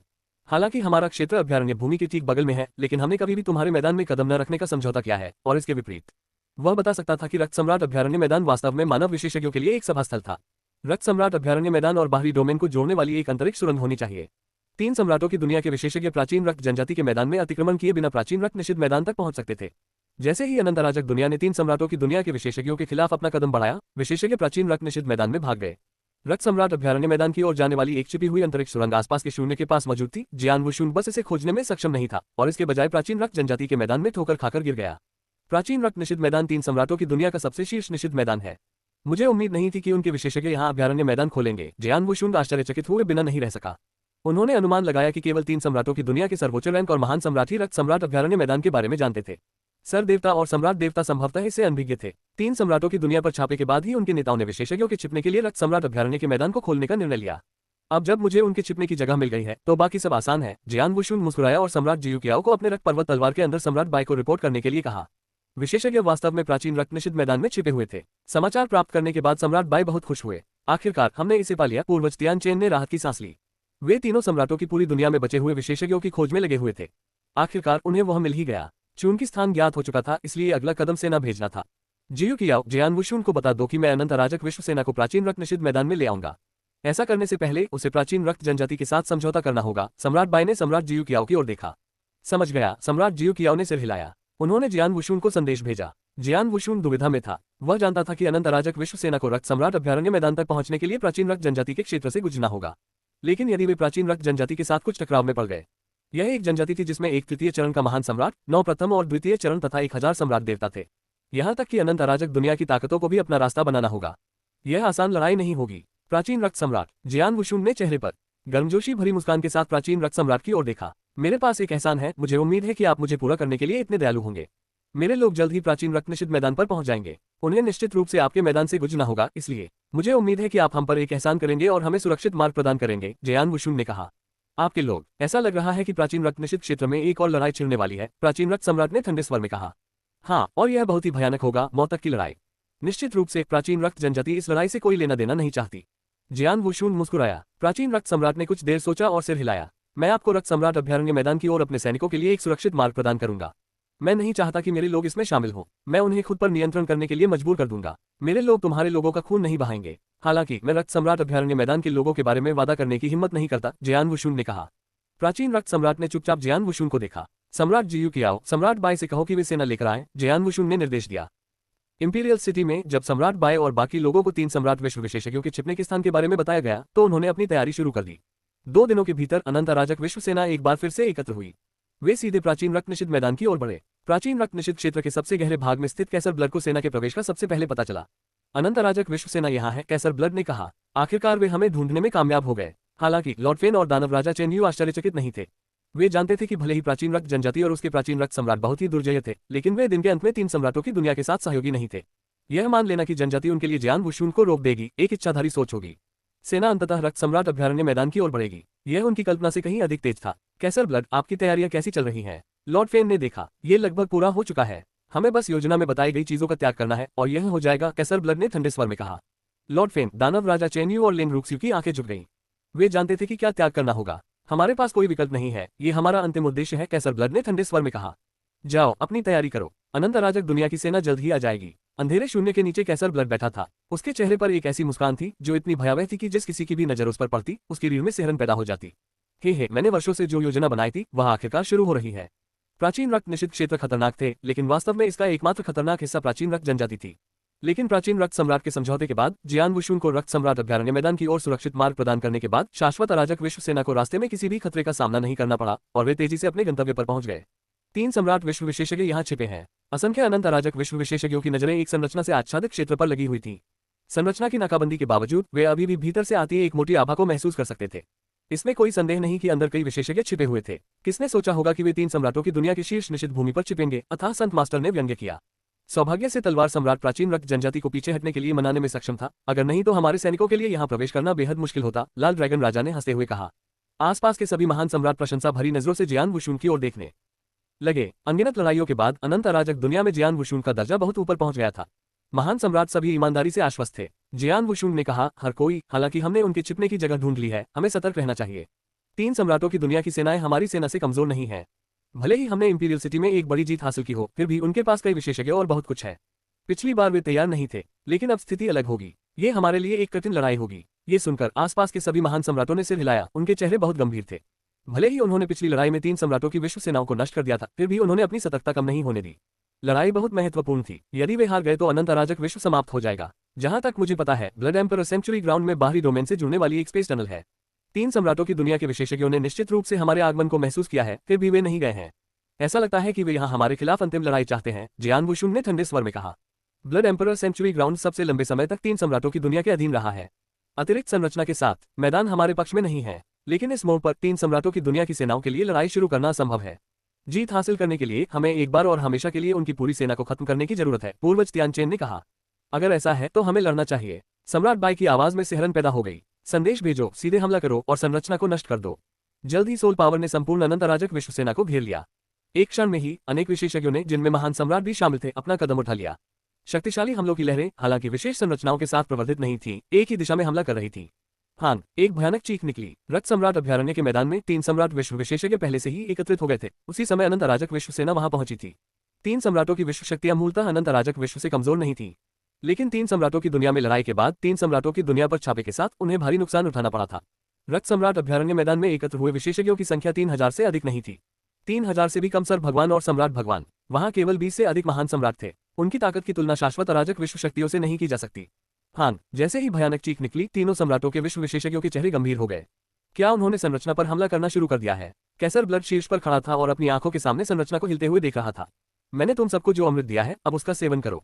ब्लड एम्परर सेंचुरी ग्राउंड में 3000 से ज्यादा विशेषज्ञों ने अपने हाथों में लाल अमृत थाम रखा था। ये गोली उन्हें कैसर ब्लड ने दी थी। उनमें से हर एक के पास एक एक गोली थी। कैसर ब्लड ने केवल इतना बताया था कि यह आगामी युद्ध के दौरान प्रभावी होगा, लेकिन उन्होंने इसके सटीक प्रभावों का वर्णन नहीं किया था। जैसे ही युद्ध शुरू होने वाला था, वे हिचकिचाने लगे क्योंकि कैसर ब्लड ने उन्हें अमृत पीने का आदेश दिया था। तुम किसका इंतजार कर रहे हो? इसे अभी खा लो। दानव राजा चेनयू से एक भयानक आभा के साथ एक धीमी दहाड़ आई। तीन सम्राटों की दुनिया के विशेषज्ञ स्तब्ध रह गए। वे निश्चित नहीं थे कि अमृत वास्तव में क्या करेगा, लेकिन कुछ लोगों ने तीनों सम्राटों की पूजा और विश्वास के कारण अमृत का तुरंत सेवन कर लिया। बाकी लोग भी उसके पीछे चले गए। यहाँ तक कि 20 से अधिक महान सम्राटों ने भी एक एक करके अमृत का सेवन किया। ये देखकर कैसर ब्लड और दानव राजा चेनयू संतोष से मुस्कुराए। हान, एक अभूतपूर्व गर्जना सुनी जा सकी। रक्त सम्राट अभ्यारण्य मैदान के चारों ओर की व्यवस्था अत्यंत ठोस थी। यहाँ तक कि तीसरे चरण के महान सम्राट को भी इसे गिराने में कठिनाई होगी। लेकिन अब 4000 से अधिक अनंत अराजक विश्व विशेषज्ञ एक ही समय में हमला कर रहे थे। यहाँ तक कि आक्रमण सुपरपोजिशन संरचना के बिना भी एक साधारण आक्रमण पहले से ही अत्यंत दुर्जय था। 2 तरंगों के बाद ये श्रृंखला लगभग ढहने वाली थी। तुरंत ही हमलों की तीसरी लहर शुरू हो गई। पेंग, अंततः ये सरनी टूट गई। आक्रमण करो, सम्राट बाई की भव्य आवाज गूंजी। शुल्क, आक्रमण करो। अनंत अराजक दुनिया के विशेषज्ञ मधुमक्खियों की तरह आक्रमण कर रहे थे। 3000 से अधिक तीन सम्राट विश्व विशेषज्ञ, जिन्होंने अभी अभी अमृत का सेवन किया था, महान सम्राटों के नेतृत्व में बाहर निकल आए। युद्ध में कुल 7000 से अधिक सर्वशक्तिमान योद्धा थे, जिनमें से 50 से अधिक महान सम्राट थे। पलक झपकते ही वे आमने सामने टकरा गए। एक दूसरे की दुनिया के जीवन और मृत्यु का निर्धारण करने वाली अंतिम लड़ाई अंततः शुरू हो गई थी। हाहामर, अबिस्मल सेंट मास्टर एक अंधेरे जानवर में बदल गया था। उसके असीम अंधकार ने युद्ध के मैदान के लगभग 5वें हिस्से को कवर किया था। अंतहीन अंधकार ने कई तीखे कांटे बनाए और लगभग 10 विशेषज्ञों को छेद दिया, जिससे वे तुरंत मर गए। अंतिम युद्ध में अबिस्मल सेंट मास्टर और अन्य महान सम्राटों ने अपनी स्थिति की परवाह नहीं की और अपनी पूरी शक्ति का इस्तेमाल किया। उन्होंने अपने रास्ते में आने वाले सभी लोगों को मार डाला, चाहे वे सर गॉड्स, सम्राट गॉड्स या महान सम्राट हों। तीन सम्राट विश्व महान सम्राट विशेषज्ञों के बारे में भी यही बात सत्य थी। वे महान सम्राट युद्ध के मैदान में एक साथ रहना पसंद करते थे। एबिस्मल सेंट मास्टर के युद्ध के मैदान में उतरने के कुछ ही समय बाद एक जानवर जैसा गंजा आदमी उसके सामने प्रकट हुआ। ये तीन सम्राटों की दुनिया के दूसरे चरण के महान सम्राटों में से एक था लिंगजोग। तुम, अबिस्मल सेंट मास्टर की नजरें लिंगजोग पर टिकी थी और वे ठंडे अंदाज में मुस्कुराए। जब मैंने तुम्हें पहली बार देखा था तब मैं सिर्फ एक प्रथम चरण का महान सम्राट था। अब मैं दूसरे चरण में पहुंच गया हूं, देखते हैं तुम मुझे कैसे संभालोगे। ऐसा कहने के बाद अबिस्मल सेंट मास्टर ने अपनी चाल चली। अचानक वह लिंगजोग के साथ भयंकर युद्ध में शामिल हो गया। अन्य युद्ध क्षेत्रों पर अंडरवर्ल्ड भगवान, लाल ड्रैगन राजा, राजा चेंजिंग, ब्लैक ड्रैगन सम्राट और अन्य द्वितीय चरण महान सम्राट, कई प्रथम चरण शाश्वत अराजक विश्व महान सम्राटों के साथ, दुश्मन महान सम्राटों के साथ इसी तरह की लड़ाई में लगे हुए थे। साधारण सर देवताओं और सम्राट देवताओं के लिए उनकी लड़ाई और भी भयंकर थी। स्वर्ग भेदी बाण तैयार करो। पूर्वज तियानचेन ने अचानक आदेश जारी किया। युद्ध के मैदान के किनारे पर 3 बैलिस्टे दिखाई दिए, साथ ही तीर लोड करने के लिए 10 से अधिक सर्वशक्तिमान भी मौजूद थे। एक क्षण में 3 स्वर्ग भेदी बाण छोड़े गए। अविश्वसनीय गति से तीरों ने 3 महान विश्व सम्राटों को मारा। 2 महान सम्राट तुरंत ही नष्ट हो गए। एक अन्य महान सम्राट गंभीर रूप से घायल हो गया। स्टार भगवान कठपुतलियों को सक्रिय करें। ड्रैगन कैद गठन तैयार करें। पूर्वज तियानचेन के आदेश के साथ अनंत अराजक दुनिया के सभी तुरुप के पत्तों का उपयोग 3 सम्राटों की दुनिया पर हमला करने के उद्देश्य से किया गया था, जहां इससे सबसे अधिक नुकसान होगा। बेशक 3 सम्राटों की विश्व शक्तियों के पास अपने स्वयं के तुरुप के पत्ते थे। पिछली लड़ाई के दौरान उनके पास तैयारी के लिए बिल्कुल भी समय नहीं था। अब स्थिति अलग थी। ब्लड बोन ड्रैगन जाओ। चीख चीख चीख चीख। दूर से कानों को चीर देने वाली दहाड़ें सुनाई दे रही थीं। 10 विशालकाय लाल ड्रैगन दिखाई दिए, लेकिन केवल उनके बाह्य कंकाल ही दिखाई दे रहे थे। फिर 10 विशालकाय लाल ड्रैगन, जिनमें से प्रत्येक में एक मजबूत आभा थी और एक महान सम्राट की लड़ाकू शक्ति थी। वहां 10 ड्रैगन थे। विनाश दिव्य अस्त्र चलो। हान युद्ध भूमि पर 3 जोरदार धमाके हुए और ऊपर से 3 भीमकाय राक्षस उतर आए। तीनों विशालकाय जानवर पूरी तरह काले रंग के थे। वे काले कवच पहने हुए इंसान थे और उनके हाथ में काले भाले थे। वे बहुत बड़े और हजारों फीट ऊंचे थे। तीनों से इतनी प्रबल आभा निकल रही थी कि वह स्वर्ग को नष्ट कर सकती थी। विनाश दैवीय अस्त्र प्राचीन युग का एक अस्त्र था। यद्यपि तीनों दिव्य हथियार निम्न स्तर के थे, फिर भी उन्हें नियंत्रित करने के लिए न्यूनतम रूप से एक प्रारंभिक चरण अराजक क्षेत्र विशेषज्ञ की आवश्यकता थी। एक बार नियंत्रित होने के बाद 3 विनाशकारी दिव्य हथियारों में द्वितीय चरण के महान सम्राट की शक्तियां आ गईं, इसलिए वे जियान वुशुन का मुकाबला करने में सक्षम हो गए। रक्तस्थी ड्रैगन विनाशकारी दिव्य हथियार। 3 सम्राट दुनिया भी अपने तुरुप के पत्ते फेंक रहे थे। दरअसल उनके पास और भी तुरुप के पत्ते थे, लेकिन वे पिछली लड़ाई में उन्हें खो चुके थे। अब वे इंपीरियल सिटी से उन्हें वापस नहीं पा सकते थे। निर्णायक युद्ध कई दिनों तक तीव्रता से लड़ा गया। पूरा रक्त सम्राट अभ्यारण्य मैदान बर्बाद हो गया था। यहाँ तक कि प्राचीन रक्त जनजाति का क्षेत्र भी प्रभावित हुआ। कई विशेषज्ञों द्वारा छोड़ी गई आभा पहले ही प्राचीन रक्त जनजाति के मैदान तक पहुंच चुकी थी। सौभाग्य से प्राचीन रक्त सम्राट के नेतृत्व में अधिकांश जनजाति को प्राचीन रक्त निषिद्ध मैदान के किनारे पर लाया गया था, इसलिए वे उस अंधेरे युद्ध में शामिल नहीं थे। मनुष्यों की आंतरिक लड़ाइयां बहुत तीव्र हो सकती हैं। प्राचीन रक्त सम्राट वहां खड़ा था, युद्ध के मैदान से आ रही आभा और शक्ति को महसूस कर रहा था। यहाँ तक कि वह भी अचंभित था। युद्ध के मैदान के किनारे के पास शून्य में जियान वुशुन, सम्राट बाय और पूर्वज तियानचेन एक दूसरे के बगल में खड़े थे। जियान वुशुन के पीछे खड़ा था। 3 सम्राटों की दुनिया में इतने सारे ट्रम्प कार्ड हैं, बुरा नहीं है। जियान वुशुन ने दूर से 3 विनाशकारी दिव्य हथियारों को देखा और आहें भरने से खुद को रोक नहीं सका। ये तब भी है जब हमने इंपीरियल सिटी पर विजय प्राप्त की थी। कल्पना कीजिए कि अगर हम ऐसा न करते तो वे क्या कर सकते थे, पूर्वज तियानचेन ने कहा। अब उनके पास जो तुरुप के पत्ते हैं वे हमारे तुरुप के पत्तों के बराबर हैं, लेकिन हमारा तुरुप का पत्ता उनसे थोड़ा ज्यादा है। लड़ने की ताकत के मामले में हमारा पक्ष पूर्ण लाभ में है। ट्रम्प कार्ड को एक तरफ रख दें तो सर गॉड्स और एम्परर गॉड्स की लड़ाइयों या महान सम्राट स्तर के द्वंद्वों की परवाह किए बिना अनंत अराजक विश्व के पास पूर्ण लाभ था और ये लाभ लगातार बढ़ रहा था। शुरू से ही दोनों पक्षों में विशेषज्ञों की संख्या और गुणवत्ता में महत्वपूर्ण अंतर था। यदि लड़ाई जारी रही तो उन्हें 3 सम्राटों की विश्व सेनाओं को नष्ट करने में आधे दिन से अधिक समय नहीं लगेगा। अभी कुछ कहना जल्दबाजी होगी। 3 सम्राटों के विश्व नेताओं ने अभी तक अपनी चाल नहीं चली है, सम्राट बाय ने कहा। सबसे उच्च तीसरे चरण की लड़ाई शक्ति के मामले में हम उनके जितने अच्छे नहीं हैं। पूर्वज तियानचेन और जियान वुशुन ने सिर हिलाया। तृतीय चरण महान सम्राट की युद्ध शक्तियां। केवल सम्राट बाय और जियान वुशुन के पास ही अनंत अराजक विश्व में ये शक्तियां थीं। दूसरी ओर 3 सम्राटों की दुनिया में कैसर ब्लड, लॉर्ड फेन, दानव राजा चेन यू और बासु थे, जिससे ये 4 लोग बन गए। उनमें से कैसर ब्लड की ताकत सम्राट बाय के करीब होने का अनुमान लगाया गया था और लॉर्ड फेन निश्चित रूप से जियान वुशुन से अधिक मजबूत था। दानव राजा चेन यू और बासु को संभालना आसान होगा। कैसर ब्लड के तरीके अकल्पनीय हैं। मुझे भी जीतने का पूरा भरोसा नहीं है। अगर हम सच में लड़े तो मुझे डर है कि वह अकेले ही मुझे व्यस्त रख सकता है, सम्राट बाय ने कहा। अगर मैं अपना सर्वश्रेष्ठ प्रदर्शन करूं तो मैं लॉर्ड फेन और दानव राजा चेन यू को एक साथ रोक सकता हूं, लेकिन ये कठिन होगा। बासु सबसे कमजोर है। जियान यी, क्या तुम उसे रोक सकते हो? जियान वुशुन ने जियान यी की ओर देखा। जियान यी स्वयं द्वितीय चरण की युद्ध शक्ति के शिखर पर थे और प्राचीन युग के विशेषज्ञ थे। मैं कोशिश कर सकता हूं, जियान यी ने कहा। हम इन 4 तृतीय चरण के महान सम्राटों को रोकने के तरीकों के बारे में सोच सकते हैं, लेकिन उनके अलावा एक और व्यक्ति है, क्या आप सभी को इसका एहसास है? सम्राट बाय ने पूछा। जियान वुशुन की आंखें शून्य की ओर मुड़ गईं। वहां एक 5वीं आकृति खड़ी थी। कैसर ब्लड, लॉर्ड फेन, दानव राजा चेन यू और बासु के अलावा वहां एक और व्यक्ति था। वह एक भूघट वाली महिला थी जिसका फिगर एकदम परफेक्ट था। लेंग रुक्सुए। जियान वुशुन की आंखें आश्चर्यजनक तीक्ष्णता के साथ चमक उठी। उसकी नजर बाकी लोगों के बीच एकमात्र महिला पर टिकी हुई थी।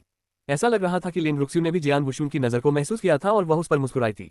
कुछ गड़बड़ है। जियान वुशुन का चेहरा उतर गया। क्या हुआ? सम्राट बाय और पूर्वज तियानचेन ने उसकी ओर देखा। क्या आपको नहीं लगता कि 3 सम्राट विश्व नेता बहुत शांत है? जियान वुशुन ने पूछा। बहुत शांत। सम्राट बाय और पूर्वज तियानचेन ने भौहें सिकुड़ी और नेताओं को घूरा। सचमुच नेता बहुत शांत थे। वे सभी उदासीन थे और उनमें किसी भी प्रकार की चिंता का भाव नहीं देखा जा सकता था। यह अजीब है, 3 सम्राटों की विश्व सेनाएं किसी भी क्षण हारने वाली हैं, लेकिन वे जल्दी में नहीं दिखते। पूर्वज तियानचेन की भौहें तन गईं। ये लड़ाई दोनों खेमों के जीवन और मृत्यु का सवाल थी। जियान वुशुन, सम्राट बाय, पूर्वज तियानचेन और बाकी लोग अपने दुश्मन को हराने के लिए उत्सुक थे। वे केवल उन्हें हराने की आशा रखते हैं, लेकिन कैसर ब्लड और बाकी ऐसा लग रहा था जैसे उन्हें कोई जल्दी नहीं थी। आपका मतलब है उन्हें इसकी परवाह नहीं है कि वे हार रहे हैं? जियान वुशुन ने कहा, या शायद उनके पास कोई और तुरुप का पत्ता था। 3 सम्राटों की दुनिया ने इतने सालों तक सावधानीपूर्वक योजना बनाई और तैयारी की, उनके तरीके अकल्पनीय हैं। हो सकता है कि उनके पास कोई और तुरुप का पत्ता हो जिससे स्थिति पलट जाए। हमें सावधान रहना चाहिए, सम्राट बाई ने ठंडे स्वर में कहा। तियानचेन, एक संदेश भेजो, हमारी सेना को सतर्क रहने को कहो, यहाँ तक कि महान सम्राटों को भी। समझ गया। पूर्वज तियानचेन ने अपना सिर हिलाया और कहा, निश्चिंत रहें, भले ही उनके पास अपनी आस्तीन में अन्य चालें हों, हमारे पास भी हैं।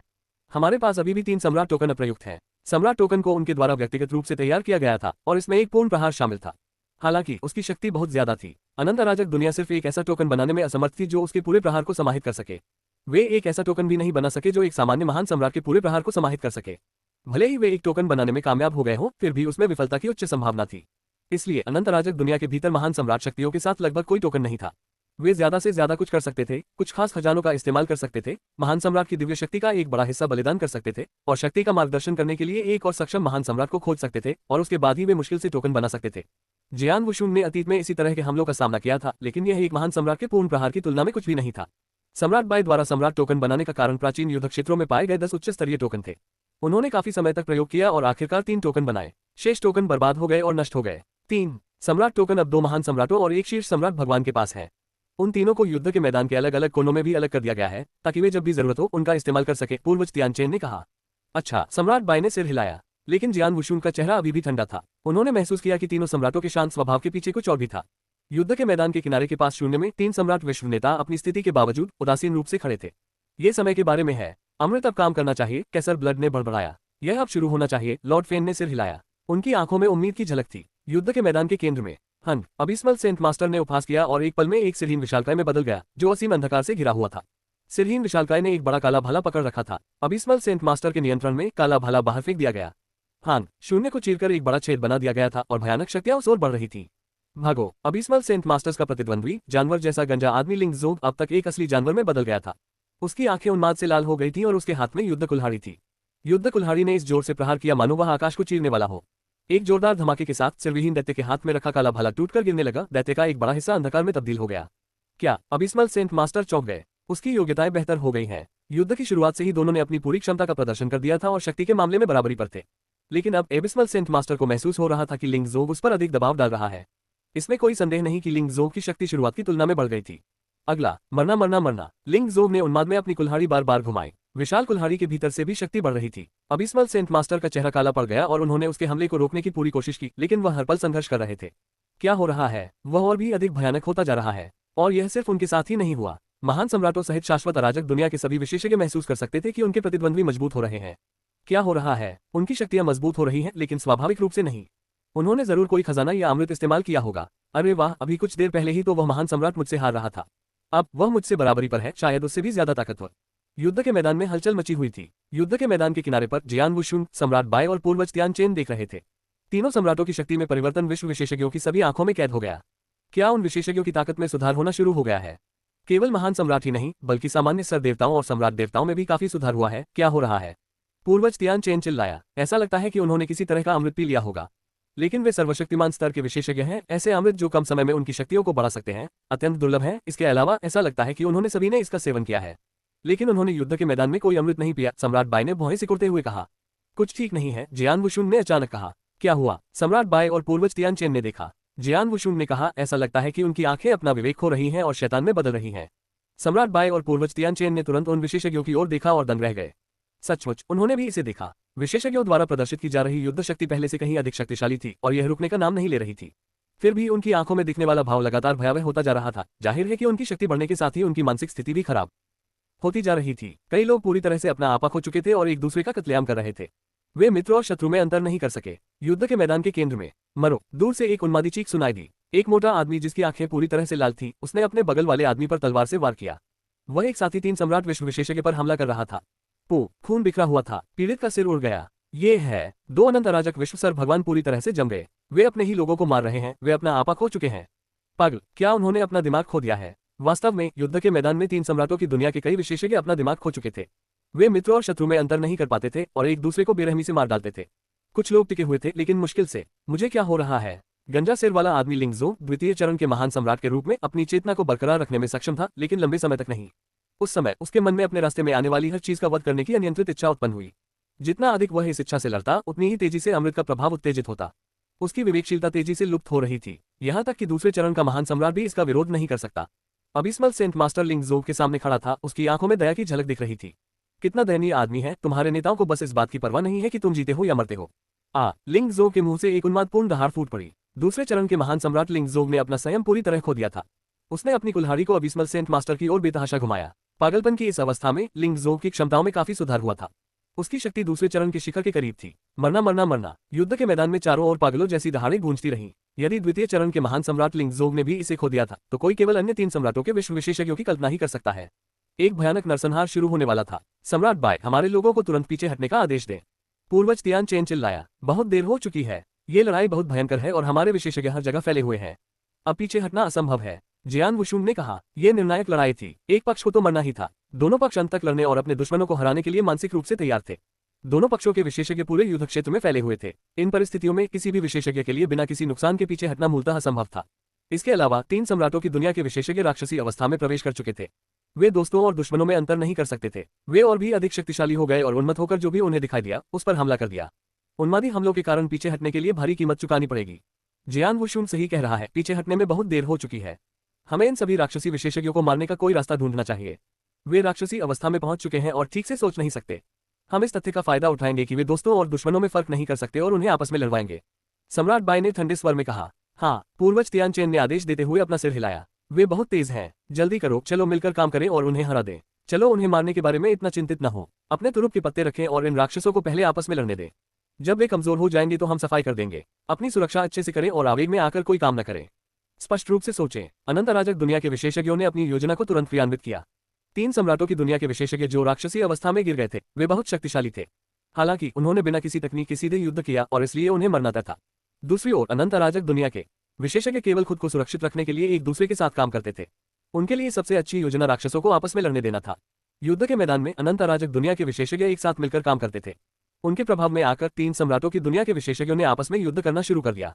युद्ध के मैदान पर स्थिति एक बार फिर नियंत्रण में आ गई। क्या स्थिति आखिरकार नियंत्रण में है? हम इन राक्षसों के गंभीर रूप से घायल होने का इंतजार करेंगे, फिर हमारे लोग उन पर हमला करेंगे और उन्हें मार देंगे। पूर्वज तियान चेन ने राहत की सांस ली। यह इतना आसान नहीं होगा। जियान वुशुन ने अपना सिर हिलाते हुए कहा। सम्राट बाय, जो उसके पास खड़ा था, गंभीर दिख रहा था। चाहे वह जियान वुशुन हो या सम्राट बाय, वे युद्ध के मैदान को नहीं देख रहे थे। वे दोनों युद्ध के मैदान के किनारे खड़े 3 सम्राटों की दुनिया के नेताओं को देख रहे थे।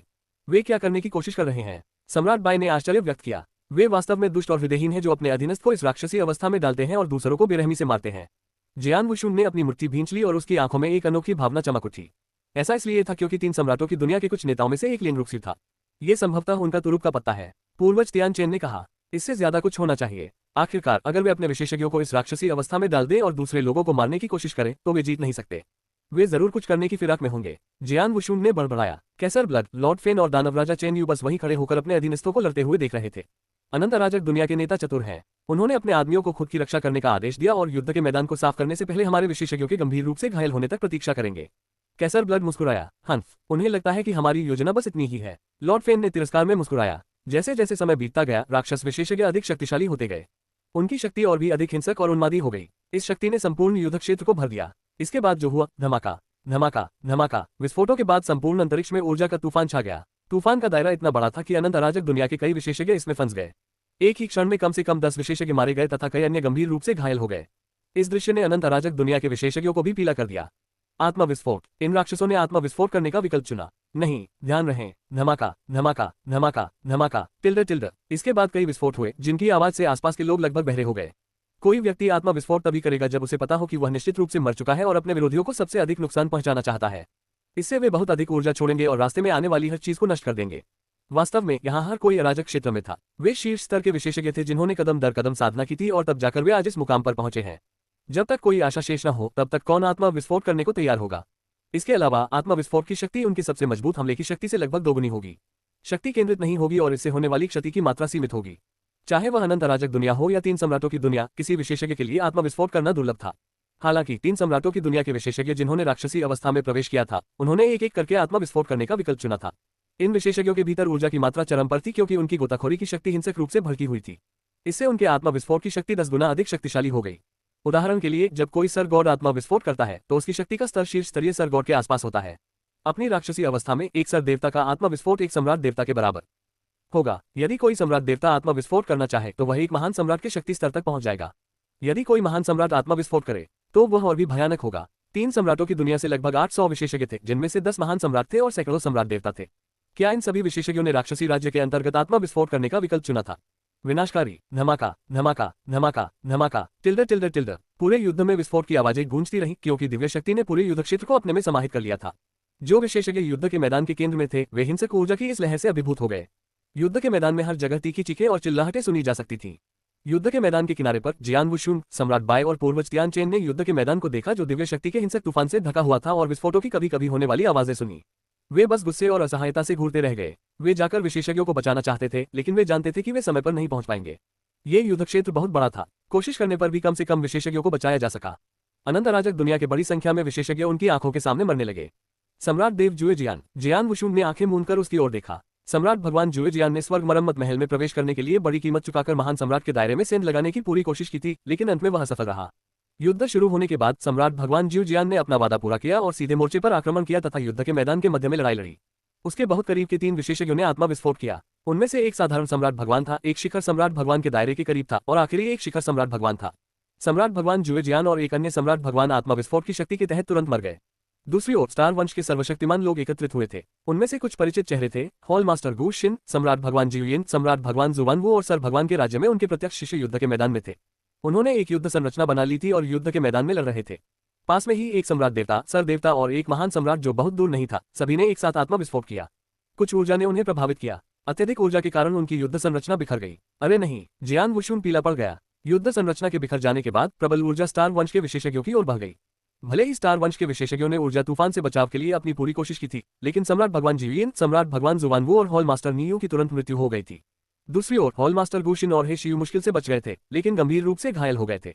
जियुयिन, नीयुन, जुवानवू, जियान वुशुन तबाह हो गया था। वह बस अपने आप को रोक सकता था। सम्राट बाय और पूर्वज तियानचेन भी यही कर रहे थे। युद्ध के मैदान में हर जगह यही दृश्य घटित हुआ। राक्षसों के आत्मविस्फोट के कारण बड़ी संख्या में विशेषज्ञ मारे गए थे। उनमें महान सम्राट भी थे। 3 सम्राटों की दुनिया के कई महान सम्राट राक्षसी अवस्था में चले गए। जब इन महान सम्राटों ने आत्मविस्फोट किया तो महान सम्राटों को भी इससे बचाव करना मुश्किल हो गया। यानजुन, जियान वुशुन ने एक बड़े आदमी को देखा जिसकी त्वचा लाल थी। उसका पवित्र शरीर टूटकर गिर गया और मर गया। वह विशालकाय व्यक्ति अभ्यारण्य गठबंधन के महान सम्राटों में से एक यानजुन था। जब जियान वुशुन ने विपरीत साधना के 7वें चरण को पार कर लिया तो उसने यानजुन से युद्ध किया और उसे बुरी तरह पीटा। वे दोनों अभ्यारण्य गठबंधन के सदस्य थे और सहयोगी थे। अब यानजुन मर चुका था। मास्टर वू, जियान वुशुन ने दूसरे आदमी की ओर देखा। यह मास्टर वू था। वह मूल रूप से सेंचुरी अलायंस का हिस्सा नहीं था। जब अनंत अराजक दुनिया संकट में पड़ गई तो वह बिना किसी हिचकिचाहट के सेंचुरी अलायंस में शामिल हो गया और बाकी सभी के साथ लड़ा। यद्यपि इस लड़ाई में उनका प्रदर्शन सर्वश्रेष्ठ नहीं था, फिर भी उन्होंने अपना सर्वश्रेष्ठ प्रयास किया था। हालांकि महान सम्राटों में से एक ने 10 मीटर की दूरी पर आत्मविस्फोट किया था। उसने उस शक्ति का लगभग 90% हिस्सा ले लिया और तुरंत मर गया। किंग जान कैंग, जियान वुशुन कांप उठा। न केवल मानव अभ्यारण्य गठबंधन बल्कि विशेष जनजाति गठबंधन को भी भारी नुकसान हुआ। राजा जान कैंग 9 सितारा प्राचीन देवताओं में से एक थे। हालांकि वह अभी टूटकर आया था, लेकिन प्राचीन देवताओं को मिली प्राकृतिक बढ़त के कारण वह बेहद शक्तिशाली था। अब वह मर चुका था। प्रत्येक प्रसिद्ध महान सम्राट के पास अविश्वसनीय शक्ति थी और उसे मारना बहुत कठिन था। 3 सम्राटों की दुनिया के सैकड़ों विशेषज्ञों के आत्मविस्फोट के तहत जो राक्षसी अवस्था में थे, लगभग सब कुछ नष्ट हो गया था। महान सम्राटों के लिए भी इस प्रबल गति से बचाव करना कठिन था। आत्मविस्फोट का यह सिलसिला कुछ सेकंड तक ही चला और फिर शांत हो गया। संपूर्ण युद्ध क्षेत्र भयावह स्थिति में था। युद्ध के मैदान के हर कोने में प्रचंड दैवीय शक्ति व्याप्त थी। कुछ समय बाद ही यह शक्ति समाप्त होने लगी। मौन, संपूर्ण युद्ध क्षेत्र शांत हो गया। जियान वुशुन, सम्राट बाय और पूर्वज तियानचेन सभी ने अपनी रक्तवर्ण आंखों से युद्ध के मैदान को देखा। युद्ध के आरंभ में शाश्वत अराजक विश्व में लगभग 4000 अंश थे, जबकि 3 सम्राटों के विश्व में लगभग 3000 थे। लेकिन अब केवल 2000 विशेषज्ञ ही जीवित बचे थे। 3 सम्राटों की दुनिया के हर एक विशेषज्ञ, जिनमें महान सम्राट भी शामिल थे, की मृत्यु हो चुकी थी। दूसरे चरण के महान सम्राट लिंगजो की भी मृत्यु हो गई थी, क्योंकि उन्होंने आत्मविस्फोट का प्रयोग किया था। शेष 2000 विशेषज्ञ अनंत अराजक दुनिया से थे। उनकी शुरुआती संख्या की तुलना में उनमें से आधे मर चुके थे। बचे हुए 2000 विशेषज्ञ कमजोर और गंभीर रूप से घायल हो चुके थे। ऐसा लग रहा था कि वे किसी भी क्षण मर सकते हैं। कोई भी उत्तम स्थिति में नहीं था। यहाँ तक कि abysmal saint master, red dragon king, underworld god king changing और ब्लैक ड्रैगन सम्राट जैसे लोग, जो दूसरे चरण के महान सम्राट थे, गंभीर रूप से घायल हो गए थे। ब्लैक ड्रैगन सम्राट युद्ध से पहले ही घायल हो चुका था। वह युद्ध में भाग ले चुकी थी इससे पहले कि वह ठीक हो पाती और उसकी हालत बहुत खराब नहीं थी। उसके कबीले के दूसरे महान सम्राट की दुखद मृत्यु हो गई थी। प्रत्येक महान सम्राट गंभीर रूप से घायल हो गया था। हरामी, सम्राट बाय कांप उठे जब उन्होंने ये 2 शब्द अपने मुंह से निकाले। लानत है। जियान वुशुन गुस्से से कांप उठा क्योंकि एक भयानक हत्या का इरादा भड़क उठा। दोनों ने उस स्थान की ओर देखा जहां 3 सम्राटों की दुनिया के नेता खड़े थे। न केवल वे, बल्कि पूर्वज तियानचेन और अनंत अराजक दुनिया के जीवित बचे विशेषज्ञ भी गुस्से से देखने लगे। उस स्थान पर 5 लोग खड़े थे। ये 5 लोग इस सारी योजना के लिए जिम्मेदार थे। अनंत अराजक दुनिया के विशेषज्ञों की क्रोधित निगाहों के नीचे बासु के अलावा 5 लोग ठंडे लग रहे थे। हे, ऐसा लगता है कि बहुत से लोग मर गए, कैसर ब्लड ने एक क्रूर मुस्कान के साथ कहा। 3 सम्राटों की दुनिया को इन विशेषज्ञों को इकट्ठा करने में बहुत समय लगा, लेकिन अब दानव राजा चेनयू ने हल्की सी आह भरी लेकिन उदासीन दिख रहा था। उस समय हमने इस दुनिया को बनाने के लिए बहुत त्याग किया था। यह इस दिन की तैयारी के लिए था। भले ही ये विशेषज्ञ मर गए, लेकिन उन्हें शांति से रहना चाहिए क्योंकि उन्होंने अपने उद्देश्य पूरे किए। लॉर्ड फेन ने कहा, तुम लोग वास्तव में क्रूर हो। लेन रुक्स्यू ने उन 3 पुरुषों को देखते हुए कहा, निर्दयी, हे, हमारे बारे में टिप्पणी करने से पहले सोचिए कि आप वास्तव में कौन हैं। यदि आपके अद्वितीय संविधान का पूरी तरह से दोहन किया गया तो वह विनाश मेरे द्वारा अभी किए गए विनाश से भी अधिक बड़ा हो सकता है। कैसर ब्लड ने मुस्कुराते हुए कहा। लेन रुक्स्यू ने अपनी आंखें मूंद ली लेकिन कुछ और नहीं कहा। ठीक है कैसर ब्लड, क्या इतने सारे बलिदानों के बाद रक्त क्यूई की मात्रा पर्याप्त है? लॉर्ड फेन ने पूछा। हंफ, यह मुश्किल से ही आवश्यकताओं को पूरा करता है। कैसर ब्लड मुस्कुराया। ये सुनकर दानव राजा चेनयू और भगवान फेन बहुत खुश हुए। लगता है कि हम अंततः उस चाल का उपयोग कर सकते हैं। लॉर्ड फेन ने ठंडी मुस्कान दी। दूसरी ओर जियान वुशुन ने कैसर ब्लड और दोस्तों की अभिव्यक्ति को ध्यान में रखा। जब उसने कैसर ब्लड के चेहरे पर मुस्कान देखी तो उसे बुरा लगा कि आगे क्या होने वाला है। ये कमीने क्या करने की कोशिश कर रहे हैं? जियान वुशुन दहाड़ा। अपने अधीनस्थों को राक्षसी अवस्था में लाने के लिए एक विशेष विधि का उपयोग करना ताकि वे अधिक शक्तिशाली बन सके और अधिक लोगों को मार सके। वे अंततः अनजाने में एक दर्दनाक मौत मरेंगे। यह अत्यंत अमानवीय कृत्य था। साथ ही वही ये भी जानता था कि कैसर ब्लड ने ऐसा क्यों किया, इसके पीछे कोई कारण अवश्य होगा। इसमें अनंत अराजक दुनिया से सेना को बड़े पैमाने पर क्षति और पीड़ा पहुंचाने के अलावा और भी कुछ होना चाहिए था। वह शायद कुछ और छुपा रहा था या फिर कुछ और तैयारी कर रहा था। सम्राट बाय और पूर्वज तियानचेन दोनों ही काले दिखते थे क्योंकि वे भी यह बात जानते थे। ठीक है फुफकार। कैसर ब्लड अंततः शेष सभी विशेषज्ञों के सामने चला गया। वह कुछ कदम चला और युद्ध के मैदान के केंद्र में दिखाई दिया। अनंत अराजक दुनिया के विशेषज्ञ पहले से ही जियान वुशुन और सम्राट बाय के पीछे युद्ध के मैदान के बाहरी इलाके में पीछे हट गए थे। युद्ध के मैदान में कैसर ब्लड अपने हाथों को पीठ के पीछे बांधे अकेला खड़ा था। उसकी मुस्कान खौफनाक थी। सम्राट बाय, जियान वुशुन, क्या आपको अभी भी याद है कि मैंने शाही शहर के अंदर आपसे क्या कहा था? कैसर ब्लड ने ऊंची आवाज में पूछा। जियान वुशुन और सम्राट बाय दोनों ने अपनी भौहें उठाईं। उन्हें निश्चित रूप से याद था कि कैसर ब्लड ने उनसे क्या कहा था। हाँ, मैंने कहा था कि जब हम फिर मिलेंगे तो मैं तुम दोनों के लिए एक सरप्राइज तैयार करूंगा। कैसा रहा? क्या तुम दोनों इससे खुश हो? कैसर ब्लड ने मुस्कुराते हुए कहा। जियान वुशुन और सम्राट बाय चुप हो गए। उनकी हत्या की मंशा बढ़ने लगी। कैसर ब्लड, बेकार की बातों में समय बर्बाद मत करो। जो तुमने करने की योजना बनाई है वही करो। सम्राट बाय ने ठंडे स्वर में कहा। चलता है, बेशक मेरे पास और भी बहुत कुछ है, आप जल्द ही देखेंगे। कैसर ब्लड ने चंचलता से मुस्कुराया। उसके हंसने पर उसके नीचे की जमीन जोर जोर से हिलने लगी। यह क्या है? अनंत अराजक दुनिया के विशेषज्ञ पीले पड़ गए। जमीन के नीचे क्या हो रहा है? जियान वुशुन ने नीचे देखा क्योंकि उसकी आत्मा की शक्ति जमीन में गहराई तक समा गई थी। जल्द ही उसे कंपन के पीछे का कारण पता चल गया। जमीन के अंदर बहुत गहराई में एक बड़ी रक्त लाल संरचना थी। ये संरचना धीरे धीरे ऊपर उठी। यह मूलतः हजारों फीट नीचे था। अब यह 1000 से भी कम रह गया है और अभी भी बढ़ रहा है। कुछ ही देर बाद वह सतह से 100 फीट से भी कम दूरी पर था। ये संरचना कब प्रकट हुई? जियान वुशुन ने गंभीरता से आश्चर्य व्यक्त किया। यह एक बहुत ही विचित्र संरचना है। मैंने अपनी आत्मा की शक्ति का उपयोग पूरे रक्त सम्राट अभयारण्य मैदान को स्कैन करने के लिए किया, जिसमें गहरे भूमिगत भी शामिल हैं। मुझे एहसास नहीं हुआ कि यह संरचना वहां थी, सम्राट बाय ने ठंडे स्वर में कहा। सम्राट बाय एक उल्टा साधक और अनंत अराजक दुनिया का सबसे शक्तिशाली विशेषज्ञ था। उसकी लड़ने की शक्ति रहस्यमय रूप से शक्तिशाली थी। आत्मा की शक्ति जियान वुशुन से भी अधिक थी। फिर भी जब उसने रक्त सम्राट अभयारण्य के भूमिगत भाग को स्कैन किया था तो उसे इस संरचना का आभास नहीं हुआ था। ये संरचना अच्छी तरह से छिपी हुई थी। गुंजन। जमीन के नीचे से एक जोरदार गुंजन की आवाज आई जब एक बड़ी रक्त लाल संरचना उभरी। ये रक्त लाल संरचना रक्त क्यूई से संतृप्त थी। करीब से देखने पर यह ऊर्जा बूंदों के रूप में थी।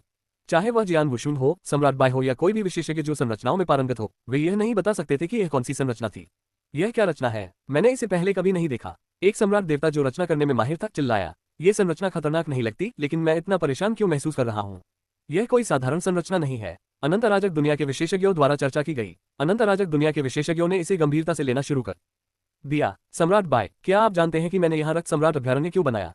क्या आप जानते हैं कि मैंने अंतिम युद्ध के लिए इस स्थान को क्यों चुना? कैसर ब्लड ने जोर से कहा।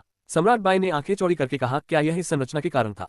स्मार्ट, मुझे इस संरचना का परिचय देने की अनुमति दें। ये संरचना प्राचीन अतीत या शाश्वत अराजक दुनिया से उत्पन्न नहीं हुई है। मैंने वर्षों के बाद इस संरचना का निर्माण किया। मैंने कभी इसके लिए उपयुक्त नाम के बारे में नहीं सोचा था, लेकिन अब मेरे पास इसके लिए एक नाम है। इसे विरोधी रक्त संरचना कहा जाएगा। कैसर ब्लड मुस्कुराया। रक्त निर्माण का विरोध। सम्राट बाय, जियान वुशुन और शेष विशेषज्ञों को अंततः इस संरचना की उत्पत्ति समझ में आ गई। इसमें कोई आश्चर्य की बात नहीं थी कि वे उसके स्वरूप को पहचान नहीं पाए। इसे कुछ समय पहले ही कैसर ब्लड ने बनाया था और इसका कोई नाम भी नहीं था। हालांकि उन्हें अभी भी यह नहीं पता था कि इस संरचना का इस्तेमाल किस लिए किया गया था। देखने में यह अच्छी नहीं लग रही थी। सम्राट बाय ने रक्त लाल संरचना को ठंडे नजर से देखा और बुदबुदाया, मुझे ये जानने की जरूरत नहीं है कि यह संरचना क्या करती है। मुझे बस इसे नष्ट करना है। जैसे ही उसने बोलना समाप्त किया, एक अविश्वसनीय रूप से शक्तिशाली आभा फूटने लगी। इस समय उसने एक कदम बाहर निकाला। धमाका टिल्डे टिल्डे टिल्डे स्वर्णिम दिव्य शक्ति का एक अंतहीन सागर उमड़ पड़ा और पूरे आकाश को ढक लिया। युद्ध का मैदान एक विशाल स्वर्णिम दिव्य शक्ति समुद्र में बदल गया। सम्राट बाय इस महासागर के मध्य में स्थित थे, उनके पीछे 10,000 फुट ऊंची सुनहरी छाया दिखाई दी। युद्ध के मैदान पर मंडराती विशाल सुनहरी छाया बहुत भव्य थी और उसे देखकर लोगों में भय उत्पन्न हो जाता था। कुछ ही क्षणों में सम्राट बाय रक्त लाल संरचना के सामने प्रकट हुए। उन्होंने अपनी मुट्ठी भींच ली और अपने हाथों में अनंत दिव्य शक्ति सागर की शक्ति को समेट लिया। हाँ, सम्राट बाय, क्या आप इस संरचना को नष्ट करना चाहते हैं? आपको पहले मुझसे आगे निकलना होगा। कैसर ब्लड ने हंसते हुए सम्राट बाय को आक्रमण करने से पहले ही रोक दिया। मैं पहले तुम्हें मार डालूंगा, फिर मैं इस संरचना को नष्ट कर दूंगा, सम्राट बाय ने प्रभावशाली तरीके से कहा। सम्राट बाय ने कैसर ब्लड पर अपनी मुट्ठी, जो दिव्य शक्ति से युक्त थी, मारी। इस मुक्के ने तुरंत ही आसमान में एक बड़ा छेद कर दिया। आभा इतनी भयावह थी कि अनंत अराजक दुनिया के विशेषज्ञों की आंखें चौड़ी हो गईं। अनंत अराजक दुनिया के सबसे शक्तिशाली व्यक्ति के रूप में सम्राट बाय कितना शक्तिशाली हो सकता है, वे इसे अपनी आंखों से देख रहे थे। यह आभा वास्तव में भयानक है। अगर ऐसा है तो कैसर ब्लड की आंखों में गंभीरता की एक झलक उभरी जब उसने अपनी उंगली से इशारा किया। तुरंत ही बड़ी मात्रा में रक्त लाल प्रकाश उत्पन्न हुआ तथा एक दिव्य राक्षस की विशाल मूर्ति प्रकट हुई। यह मूर्ति सम्राट बाय के पीछे की सुनहरी छाया से भी बड़ी थी। इससे एक प्राचीन आभा फैल रही थी। मूर्तियों के हाथ हिलने से कुछ गहरी घंटियों जैसी ध्वनियां सुनाई दी। एक हाथ मुट्ठी में बदल गया जबकि दूसरा हाथ हथेली में बदल गया। खून से लाल रंग की मुट्ठी, जिसमें बहुत ज्यादा शक्ति थी, मुक्का मारते ही आसमान से नीचे गिर गई। ऐसा लगा कि यह अपने रास्ते में आने वाली हर चीज को नष्ट कर सकती है। हथेली बड़ी हो गई और उसने दिव्य शक्ति सागर सहित पूरे आकाश को ढक लिया। वहां कैसर ब्लड की लड़ाकू शक्ति स्पष्ट रूप से देखी गई। हवा में सम्राट बाय का सिर बड़ी मूर्ति से टकराया। Boom boom boom boom boom boom boom boom boom 9 जोरदार टक्करें सुनी गईं। इनमें से प्रत्येक टकराव से दिव्य शक्ति और रक्त लाल ऊर्जा सभी दिशाओं में बाहर की ओर फूट पड़ी। ये ऊर्जाएं एक तूफान में बदल गईं जिसने अपने रास्ते में आने वाली हर चीज का गला घोट दिया। तूफान के केंद्र में जहां दोनों व्यक्ति लड़ रहे थे, वह स्थान शून्य में बदल गया। एक शून्य का क्षेत्र बन गया। उस शून्य में 2 आकृतियां ऊंची खड़ी थीं। सम्राट बाय की आभा अभी भी प्रबल थी। स्वर्णिम छाया से निकलने वाली सुनहरी रोशनी और भी तेज हो गई, क्योंकि घने दिव्य शक्ति सागर में और भी उछाल आया। जहां तक कैसर ब्लड की बात है तो उसकी विशाल प्रतिमा सम्राट बाय की तुलना में कम भयावह थी। आप अनंत अराजक दुनिया में सबसे शक्तिशाली व्यक्ति कहलाने के योग्य हैं। मैंने पहले ही एक शीर्ष स्तरीय मंच के महान सम्राट की युद्ध शक्ति का प्रदर्शन किया है, लेकिन फिर भी मैं आपसे हार गया, जबकि आपको व्यवस्था के नियमों की कम समझ थी। यह आपकी अविश्वसनीय व्युत्क्रम साधना के कारण ही हुआ होगा। कैसर ब्लड मुस्कुराया। सम्राट बाय ने कुछ नहीं कहा क्योंकि वह कैसर ब्लड के पीछे रक्तलाल संरचना को देख रहे थे। कैसर ब्लड के साथ हुए संक्षिप्त आदान प्रदान के दौरान जो आभा निकली उसने संरचना को प्रभावित किया। हालांकि ये संरचना पूरी तरह से अप्रभावित थी। ऐसा लग रहा था कि लड़ाई के दौरान उत्सर्जित होने वाली आभा से इस संरचना को नष्ट नहीं किया जा सकता।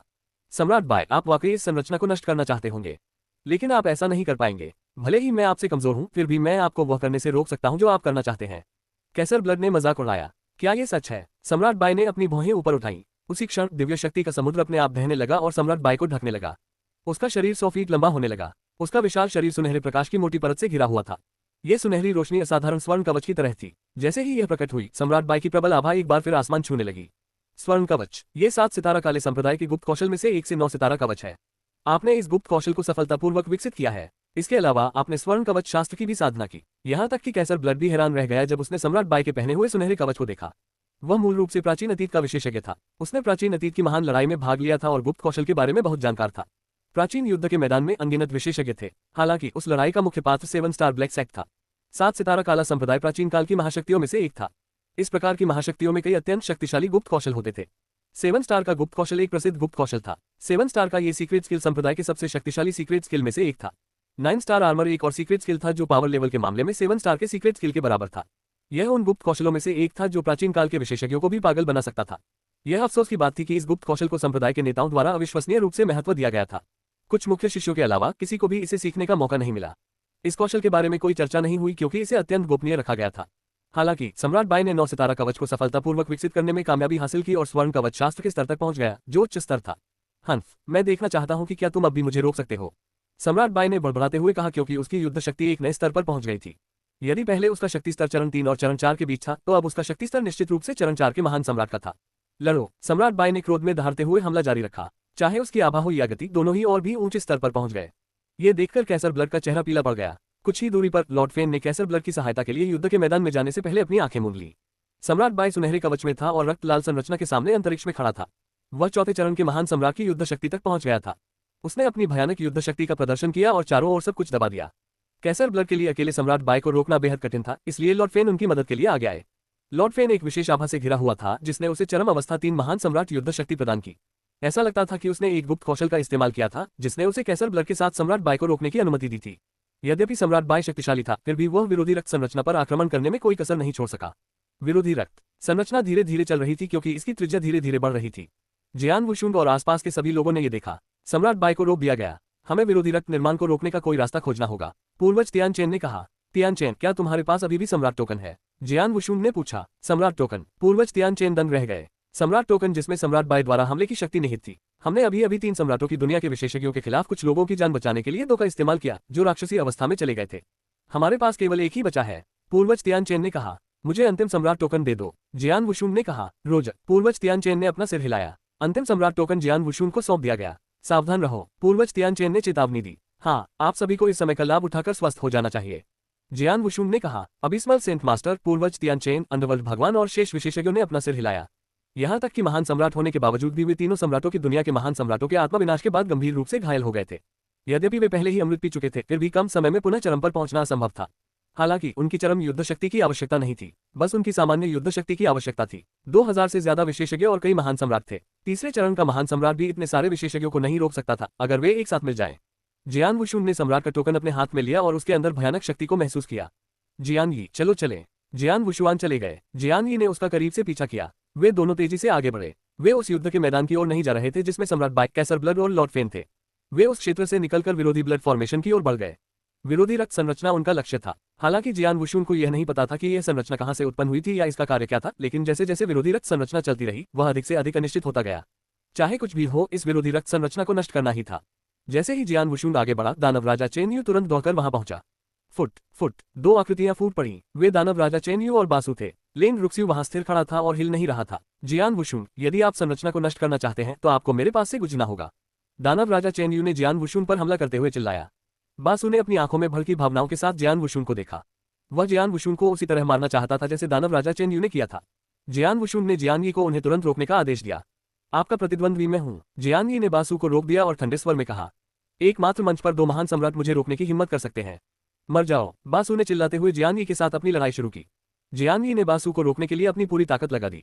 क्षेत्र की दृष्टि से वह नुकसान में था। बासु एक वैध चरण 3 महान सम्राट था। भले ही वह मुश्किल से चरण 3 में पहुंचा था और अपने साथियों की तुलना में शक्तिशाली नहीं था, फिर भी वह किसी भी चरण 2 महान सम्राट की तुलना में बहुत शक्तिशाली था। दूसरी ओर जियान यी सिर्फ एक शिखर चरण 2 महान सम्राट था। हालांकि जियान यी प्राचीन अतीत से आया था और कुछ विशेष तकनीकों को जानता था।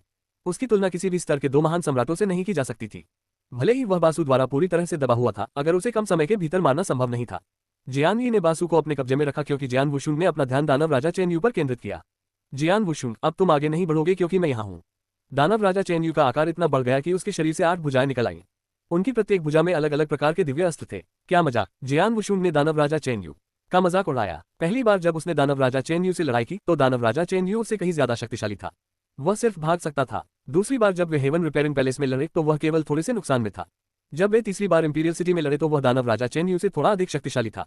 लेकिन अब यह उनका चौथा मौका था। जियान वुशुन ने वैध होंगजुन गोल्डन तलवार को नियंत्रित करने में कामयाबी हासिल कर ली थी और इसलिए वह पहले से भी ज्यादा मजबूत था। इसके अलावा अब उसे कुछ तकनीकों को छिपाने की जरूरत नहीं थी और वह उनका उपयोग कर सकता था। चले जाओ, जियान वुशुन ने चिल्लाते हुए कहा क्योंकि उसने अपने रक्त पर्वत तलवार का उपयोग करके ब्लास्ट रेनस्टॉर्म डाला था। जैसे ही तलवार की रोशनी प्रकट हुई, 7 होंगजुन स्वर्ण तलवारें एक साथ फूट पड़ी। 7 स्वर्णिम किरणें अविश्वसनीय गति से उड़ी और प्रत्येक में तीसरे चरण के महान सम्राट के आक्रमण के समान शक्ति थी। दानव राजा चेनयू ने अपनी एक भुजा घुमाई और तलवार की रोशनी को रोकने में कामयाब रहा।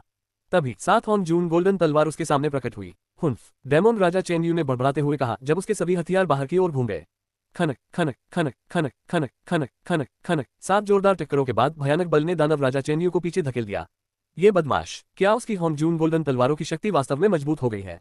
दानव राजा चेनयू ने अपनी भौहें सिकुड़ी और सोचा। अगले ही क्षण 7 होंगजुन स्वर्ण तलवारें, जिन्हें उसने दूर फेंक दिया था, हवा में कांपने लगी और फिर एक बार फिर उसकी ओर झपटी। गति पहले जैसी ही थी। लानत है! दानव राजा चेनयू ने शाप दिया। वह होंगजुन गोल्डन तलवारों की शक्ति के बारे में जानता था। वे अविश्वसनीय रूप से तेज और शक्तिशाली थीं। वह स्पष्ट रूप से जानता था कि जियान वुशुन इन 7 तलवारों का उपयोग करके उसे आमने सामने की लड़ाई में हरा सकता है। इसके अलावा जियान वुशुन के पास अविश्वसनीय निकट युद्ध क्षमता और तलवारबाजी थी। Whoosh whoosh whoosh whoosh whoosh whoosh whoosh 7 होंगजुन golden तलवार सुनहरी रोशनी में बदल गई और एक बार फिर अपने लक्ष्य पर वार किया। जियान वुशुन ने अपनी तलवार के सिद्धांत को होंगजुन गोल्डन तलवार की भयानक गति और शक्ति के साथ पूरी तरह से इस्तेमाल किया। इससे दानव राजा चेनयू पूरी तरह से दब गया। उसने वापस लड़ने की पूरी कोशिश की, लेकिन उसे एहसास हुआ कि वह सांस भी नहीं ले सकता क्योंकि 7 होंगजुन गोल्डन तलवारें उस पर बार बार हमला कर रही थीं। जियान वुशुन के चेहरे पर एक ठंडा भाव था। लड़ाई के दौरान वह दानव राजा चेनयू में हो रहे बदलावों पर बारीकी से ध्यान दे रहा था। लगभग जियान वुशुन की आंखों में तीव्र भावनाओं की एक चमक चमक उठी। तुरंत ही उसने एक बार फिर अपनी तलवार से वार किया। दानव राजा चेनयू ने इस तलवार को रोकने के लिए अपने एक हाथ में बल्ले का इस्तेमाल किया। जैसे ही उसने तलवार को हटाया, उसे एहसास हुआ कि जियान वुशुन की आंखों से एक भयानक रोशनी निकल रही थी। जियान वुशुन के शरीर के भीतर आत्मा निगलने वाला मोती, जिसे उसने बहुत पहले परिष्कृत किया था, पागलपन की हद तक मंथन करने लगा। एक उफनती हुई आत्मा शक्ति एकत्रित हुई और आत्मा निगलने वाले मोती द्वारा प्रवर्धित हुई, इससे पहले कि वह दानव राजा चेन यू की ओर फट पड़े।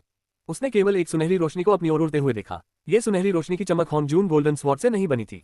ये जियान वुशुन द्वारा अपनी आत्मा की शक्ति को आत्मा पर हमला करने के गुप्त कौशल का उपयोग करने का परिणाम था। जियान वुशुन ने सम्राट भगवान जुए जियान से प्राप्त आत्मा हमले के गुप्त कौशल का इस्तेमाल किया। 3 दिव्य रोशनी। 3 दिव्य ज्योतियों को 3 धर्मग्रंथों में विभाजित किया गया, स्वर्णिम प्रकाश धर्मग्रंथ, धूमिल प्रकाश धर्मग्रंथ और अधोलोक प्रकाश धर्मग्रंथ। जियान वुशुन ने गोल्डन लाइट स्क्रिप्चर से एक एकल लक्ष्य गुप्त कौशल डाला। सुनहरे प्रकाश की यह किरण बहुत तेज थी और दानव राजा चेन यू के बहुत करीब से उत्पन्न हुई थी। यहाँ तक कि दानव राजा चेन यू को भी हमले पर प्रतिक्रिया करना मुश्किल हो गया। जब तक वह प्रतिक्रिया करता तब तक सुनहरी रोशनी उसके शरीर में प्रवेश कर चुकी थी। यह आत्मा पर हमला है। दानव राजा चेन यू पीला पड़ गया। वह कभी नहीं जानता था कि जियान वुशुन आत्मा पर हमला कर सकता है। यह सामान्य बात थी। जब से जियान वुशुन सर्वशक्तिमान बना था, उसने कभी कोई आत्मा हमला नहीं किया था। आत्मा निगलने वाले मोती को परिष्कृत करने और शक्तिशाली आत्मा हमले के गुप्त कौशल को प्राप्त करने के बाद भी जब उसकी आत्मा शक्ति आसमान छू रही थी, तब भी उसने इसे सावधानीपूर्वक छिपा रखा था। ऐसा इसलिए था क्योंकि महान सम्राट स्तर पर आत्मा का हमला किसी भी युद्ध का रुख मोड़ सकता था। जियान वुशुन ने अपनी आत्मा पर हमला करने के गुप्त कौशल को जनता पर इस्तेमाल करने और 3 सम्राटों की दुनिया के कई विशेषज्ञों को मारने की योजना बनाई थी ताकि अपनी सेना के लिए लाभ प्राप्त किया जा सके। उसने उम्मीद नहीं की थी कि 3 सम्राटों की दुनिया के विशेषज्ञ राक्षसी अवस्था में प्रवेश करेंगे और अपने आसपास की हर चीज को पागलपन से मारना शुरू कर देंगे। उसके आत्मा पर हमला करने का कोई फायदा नहीं था। अब जबकि तीनों सम्राटों की दुनिया के सभी साधारण सर्वशक्तिमान और महान सम्राट मर चुके थे, अब उसे अपने आत्मा हमले के गुप्त कौशल को छिपाने की जरूरत नहीं थी। इसलिए उसने इसे तुरंत इस्तेमाल किया। जब जियान वुशुन आत्मा निगलने वाले मोती को परिष्कृत कर रहा था, तब उसकी आत्मा शक्ति आसमान छू रही थी और वह स्टेज 1 महान सम्राट के शिखर पर पहुंच गया था। वह अकेले अपने आत्मा हमलों से स्टेज 2 महान सम्राटों को भी धमका सकता था। सेंचुरी एलायंस में वापस लौटने के बाद उन्होंने विभिन्न प्रकार के अमृत और अन्य खजाने लेना जारी रखा, जिससे उनकी आत्मिक शक्ति दूसरे चरण के महान सम्राट के स्तर तक पहुंच गई। अब उसका आत्मिक आक्रमण पूरी तरह से बेजोड़ था। क्या ये कोई पवित्र वस्तु है? जिस समय जियान वुशुन ने अपना आत्मा हमला किया, उसी समय बासु चौंक गया, फिर वह कुटिल हो गया। कमीने, इस बदमाश ने पवित्र वस्तु को परिष्कृत करने में कामयाबी हासिल कर ली। ये कैसे संभव है? वह इतने कम समय में पवित्र वस्तु को कैसे परिष्कृत कर सकता है? बासु ने अविश्वसनीय रूप से जियान वुशुन को देखा। जियान वुशुन द्वारा किया गया आत्मा आक्रमण आत्मा निगलने वाले मोती की आभा से युक्त था, जो आकाश निगलने वाले कबीले से उत्पन्न हुआ था। सुनहरे प्रकाश के अचानक आक्रमण के कारण दानव राजा चेन यू को आत्मा के हमले से बचाव करना बेहद मुश्किल लगा। वह हवा में ही रुक गया और कांपने लगा। उसका चेहरा भयंकर दर्द से विकृत हो गया था। जियान वुशुन ने इस मौके का फायदा उठाया और विरोधी रक्त संरचना की ओर बढ़ गया। दानव राजा चेन यू इस बार उसे रोक नहीं सका। ये संरचना अनंत अराजक दुनिया की ताकतों के लिए एक बड़ा खतरा है। मुझे इसे नष्ट करने दो, जियान वुशुन ने सोचा, क्योंकि एक भयानक तलवार सार महसूस किया गया था। यह तलवार का सार परम एवं सर्वोच्च था। ठीक उसी समय वह सम्राट बन गया। उसने सम्राट की तलवार पकड़ ली। तुरंत तलवार की रोशनी संरचना पर बरस पड़ी। सम्राट तलवार सिद्धांत दूसरी शैली। धमाका। भयानक तलवार की रोशनी ने अनंत अराजक दुनिया के विशेषज्ञों की स्पष्ट दृष्टि में रक्त लाल संरचना को मारा। तुरंत ही तलवार की बड़ी मात्रा में रोशनी उस संरचना से टकराई और उसे पाउडर में बदलने की कोशिश की। कुछ ही क्षणों बाद तलवार की रोशनी गायब हो गई। जब सबने दोबारा देखा तो उन्हें एहसास हुआ कि संरचना ने बस एक क्षण के लिए चलना बंद किया था और फिर फैलना जारी रखा। मेरे हमले बेकार हैं। जियान वुशुन ने बिना किसी आश्चर्य के अपनी आंखें मूंद ली। इस विरोधी रक्त संरचना को बनाने में कैसर ब्लड को बहुत लंबा समय लगा था। उसने इस संरचना को चलाने के लिए कई विशेषज्ञों की जान कुर्बान कर दी थी। जब यह आखिरकार चलने लगी तो उसे पता था कि इस संरचना को रोकना बेहद मुश्किल होगा। जियान वुशुन ने एक कदम आगे बढ़ाया और अपने हाथों में सम्राट का टोकन तोड़ दिया। एक बार जब सम्राट टोकन टूट गया तो जियान वुशुन के मार्गदर्शन में असीम ऊर्जा गठन की ओर फूट पड़ी। धमाका। Tilde tilde tilde. ऐसा लगा जैसे दुनिया खत्म हो गई। भयानक शक्ति ने विरोधी रक्त संरचना पर लगातार प्रभाव डाला। यह आभा सम्राट तलवार सिद्धांत की दूसरी शैली से कई गुना अधिक शक्तिशाली थी। सम्राट टोकन को सम्राट बाई ने हाथ से बनाया था। सम्राट टोकन के भीतर की शक्ति सम्राट टोकन के एक हमले के बराबर थी। सम्राट बाई का हमला स्पष्ट रूप से जियान वुशुन के हमले से कहीं अधिक शक्तिशाली था। आभा सभी दिशाओं में फैलती रही। युद्ध के मैदान के चारों ओर अनंत अराजक दुनिया के विशेषज्ञ, जिनमें स्वयं जियान वुशुन भी शामिल थे, रक्तलाल संरचना को भूल रहे थे। सबके दिलों में उम्मीद थी, क्या ये संरचना नष्ट हो जाएगी? जियान वुशुन ने गंभीरता से सोचा। हूं टिल्डे टिल्डे टिल्डे। एक लंबी हूं सुनाई दी। जैसे ही आभा और दिव्य शक्ति विलुप्त हो गई और हर कोई एक बार फिर अंतरिक्ष को देख सका। अंतरिक्ष में विरोधी रक्त संरचना अभी भी चल रही थी। ऐसा प्रतीत होता था कि सम्राट बाई का आक्रमण इस संरचना के संचालन को बाधित करने में सफल नहीं हुआ था। यह विफल हो गया। पूरी तरह से चल रही संरचना को देखकर अनंत अराजक दुनिया के विशेषज्ञ चुप हो गए। जियान वुशुन ने भी अपनी भौहें सिकोड़ ली और जो कुछ वह देख रहा था उस पर विश्वास नहीं करना चाहता था। दायां तब जियान वुशुन आसपास की जगह से एक जोरदार चीख आए। ये दानव राजा चेन यू था, जो आत्मा के हमले से मुक्त होने में कामयाब रहा था और जियान वुशुन के पीछे दिखाई दिया था। दानव राजा चेन यू की आंखें क्रोध से जल रही थी और वह जियान वुशुन पर दहाड़ रहा था। बेटे, अगर स्वर्ग और पृथ्वी ने मेरी आत्मा शक्ति पर प्रतिबंध नहीं लगाए होते तो क्या तुम्हें लगता है कि तुम्हारा आत्मा हमला मुझे प्रभावित कर सकता है? वह प्राचीन अतीत के बचे हुए विशेषज्ञों में से एक थे। उसका राज्य अराजक राज्य से बहुत ऊपर था। हालांकि स्वर्ग और पृथ्वी के प्रतिबंधों के कारण उसकी शक्ति एक साधारण शिखर महान सम्राट तक ही सीमित थी। इस स्वर्ग और पृथ्वी पर केवल शक्ति पर ही प्रतिबंध नहीं था, इसमें आत्मा की शक्ति और पवित्र शरीर पर भी प्रतिबंध था। यही कारण था कि सम्राट बाई उसे चोट पहुंचा सकता था और जियान वुशुन अपने आत्मा हमले से उसे प्रभावित कर सकता था। यदि वह अपने चरम पर होता तो सम्राट बाय और जियान वुशुन उसे कोई नुकसान नहीं पहुंचा पाते, भले ही वह वहीं खड़ा रहता। दानव राजा चेन यू ने जियान वुशुन को गुस्से से देखा, जबकि उसने उसकी ओर देखने की भी जहमत नहीं उठाई। जियान वुशुन अभी भी विरोधी रक्त संरचना को भूल रहा था, यहाँ तक कि सम्राट बाय का हमला भी इस विरोधी रक्त संरचना को प्रभावित नहीं कर सका।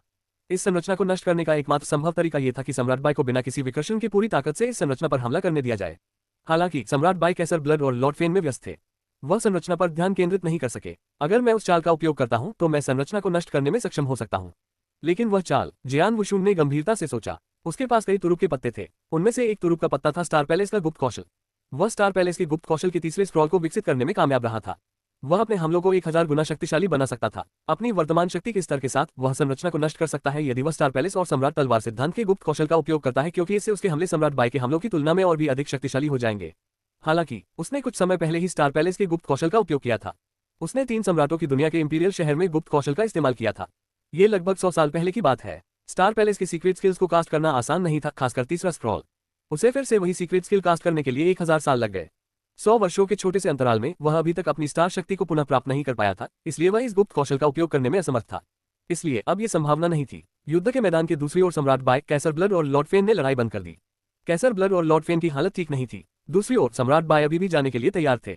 जियान वुशुन, इस बदमाश के पास वाकई बहुत सारे तुरुप के पत्ते हैं। उसने पहले ही बहुत सारी तकनीकें और कौशल दिखाए हैं। मैंने कभी नहीं सोचा था कि उसके पास अभी भी आत्मा पर हमला करने की तरकीब होगी। यहाँ तक कि दानव राजा चेन यू भी कम समय में इसका सामना नहीं कर सकता था। कैसर ब्लड ने मुड़कर जियान वुशुन की ओर देखा। सौभाग्य से विरोधी रक्त संरचना ने विशेषज्ञों से इतनी रक्त की हुई अवशोषित कर ली कि वह बहुत मजबूत हो गई। उसके पास संरचना को नष्ट करने की क्षमता और शक्ति नहीं है। उसने मेरी योजना को लगभग बर्बाद कर दिया। सम्राट बाय का रंग काला लग रहा था। उन्होंने जियान वुशुन द्वारा की गई हर बात को ध्यान में रखा। जियान वुशुन ने सब कुछ लगभग पूरी तरह से किया था। उसने सही समय पर आत्मा पर हमला किया था और विरोधी रक्त संरचना पर हमला करने के लिए एक अवसर बनाया था। हालांकि जब उसने देखा कि उसके द्वारा बनाए गए सम्राट टोकन के हमले से संरचना को कोई नुकसान नहीं हुआ तो उसका दिल बैठ गया।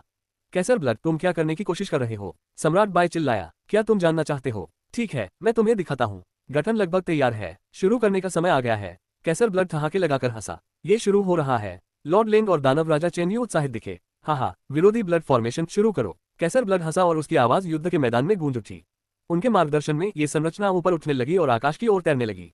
ये देखकर जियान वुशुन का दिल बैठ गया, क्योंकि उसे और भी अनिश्चितता महसूस हुई कि आगे क्या होने वाला है। दुख की बात है कि वह इसके बारे में कुछ नहीं कर सका। ऐसा कोई तरीका नहीं था जिससे वह विरोधी रक्त निर्माण को रोक सके। इस स्थिति में सम्राट बाय भी असहाय थे। सम्राट बाय ने पहले ही हमला कर दिया था, लेकिन कैसर ब्लड और लॉर्ड फेन ने मिलकर उसे रोक दिया। अनंत अराजक विश्व के सभी विशेषज्ञ कमजोर थे और उनमें लड़ने की शक्ति लगभग नहीं थी। वे केवल विरोधी रक्त समूह को आकाश में ऊपर उठते हुए देख सकते थे। अंततः विरोधी रक्त समूह आकाश के शिखर पर पहुंच गया। कुछ ही क्षणों में वह आकाश के साथ विलीन हो गया।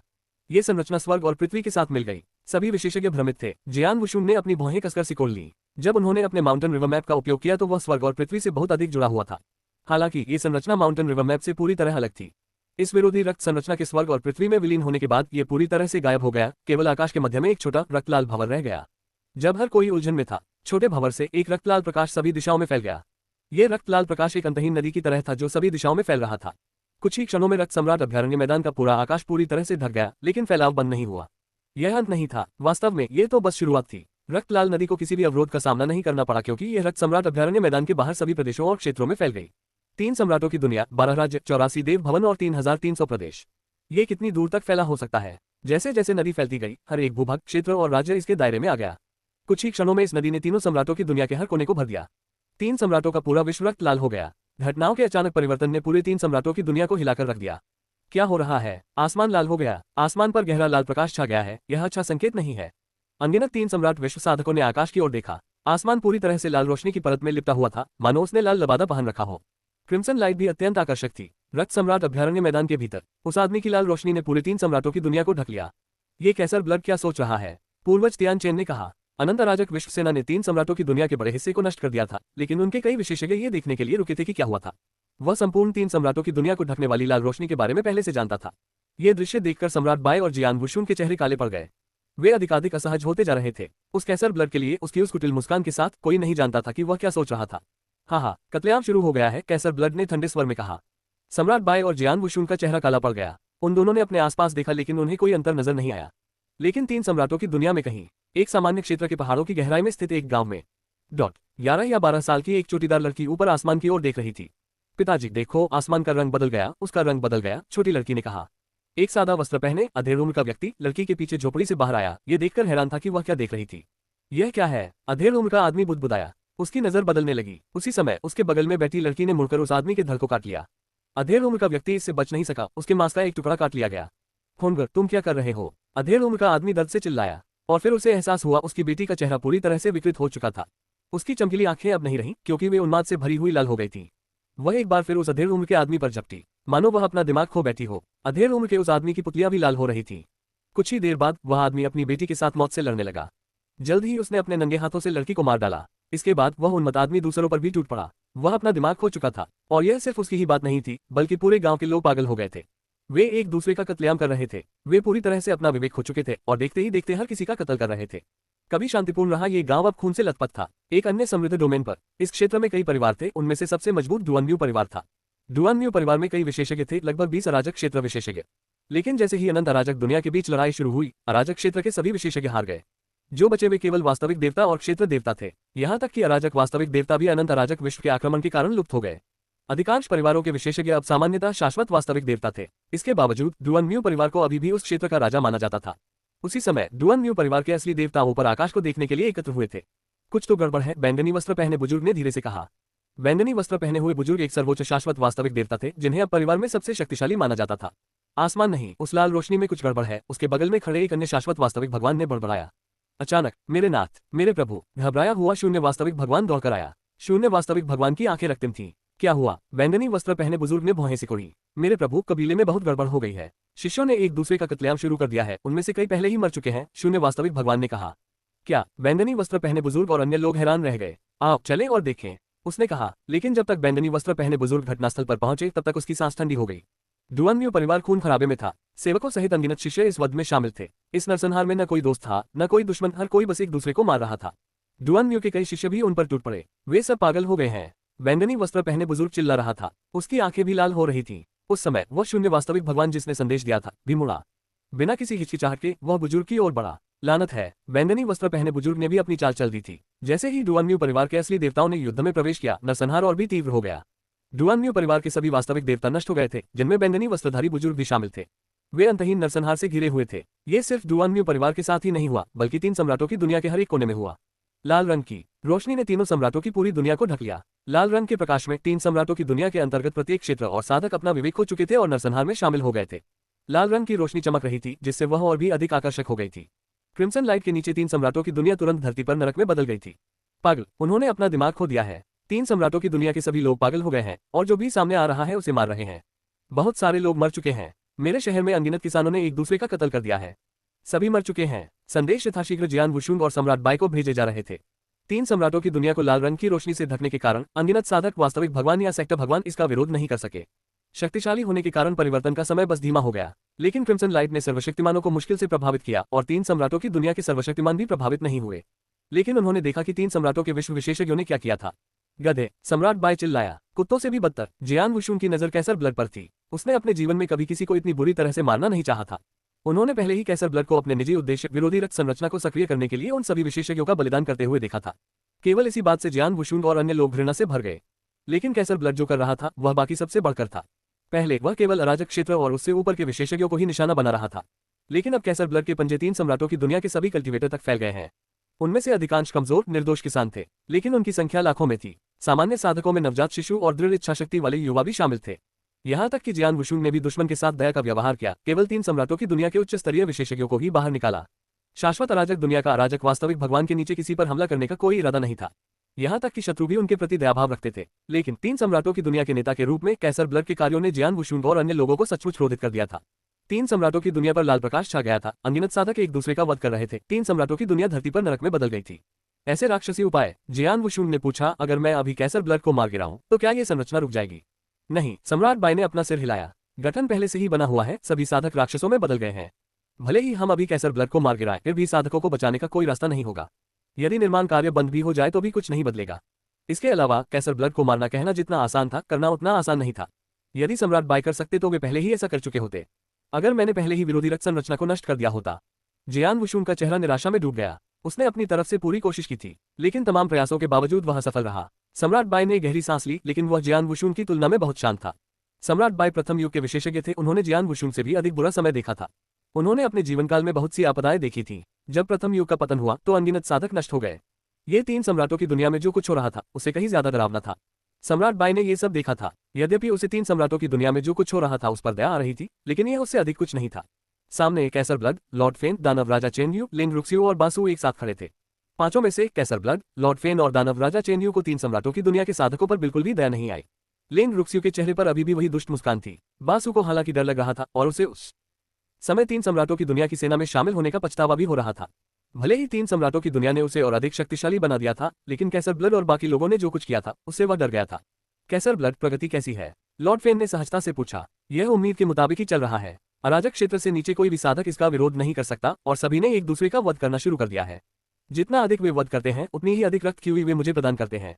लगभग 30% साधक पहले ही मर चुके हैं। कैसर ब्लड कुटिलता से मुस्कुरा रहा था, जैसे कि 30% उसके लिए चींटियों से अधिक कुछ नहीं थे। 30%? तो फिर रक्त क्यूई कैसी है? लॉर्ड फेन ने पूछा। बुरा नहीं है, एक बार वे सभी मर जाएं तो रक्त क्यूई पर्याप्त होना चाहिए, कैसर ब्लड ने कहा। विरोधी रक्त संरचना एक भयावह संरचना थी जिसे बनाने में उसने युगों का समय लगाया था। इस संरचना का ऊर्जा स्रोत असीम रक्त क्यूई था। उसने इसे कैसे प्राप्त किया था? दूसरों के अंतहीन वध से। जब तीन सम्राटों की दुनिया के साधकों ने आत्मा विनाश किया तो उनसे प्राप्त रक्त क्यूई ने उन्हें संरचना को काम करने में मदद की। लेकिन वह तो केवल शुरुआत थी। यदि कैसर ब्लड वास्तव में संरचना को सक्रिय करना चाहता था तो उसे बहुत अधिक ब्लड क्यूई की आवश्यकता थी। इस प्रकार क्रिम्सन लाइट ने पूरे तीन सम्राटों की दुनिया को कवर करना शुरू कर दिया था। अंतहीन वध ने गठन के लिए असीम रक्त क्यूई लाया। हम 40%, कैसर ब्लड ने कहा। यह तो बस कुछ ही क्षण बाद की बात थी। 30 से 40% होने में तो बस एक क्षण का समय लगा। उस क्षण कितने लाखों किसान मारे गए थे। वह गति कितनी भयावह थी। मर जाओ। उसके मुंह से केवल एक ही शब्द निकला। उनके वाक्य में बहुत अधिक क्रोध और गुस्सा महसूस किया जा सकता था। उन सभी को मार डालो। जियान वुशुन भी उतना ही उत्साहित था। वे गठन को रोक तो नहीं सकते थे, लेकिन वे पीछे भी नहीं हटे।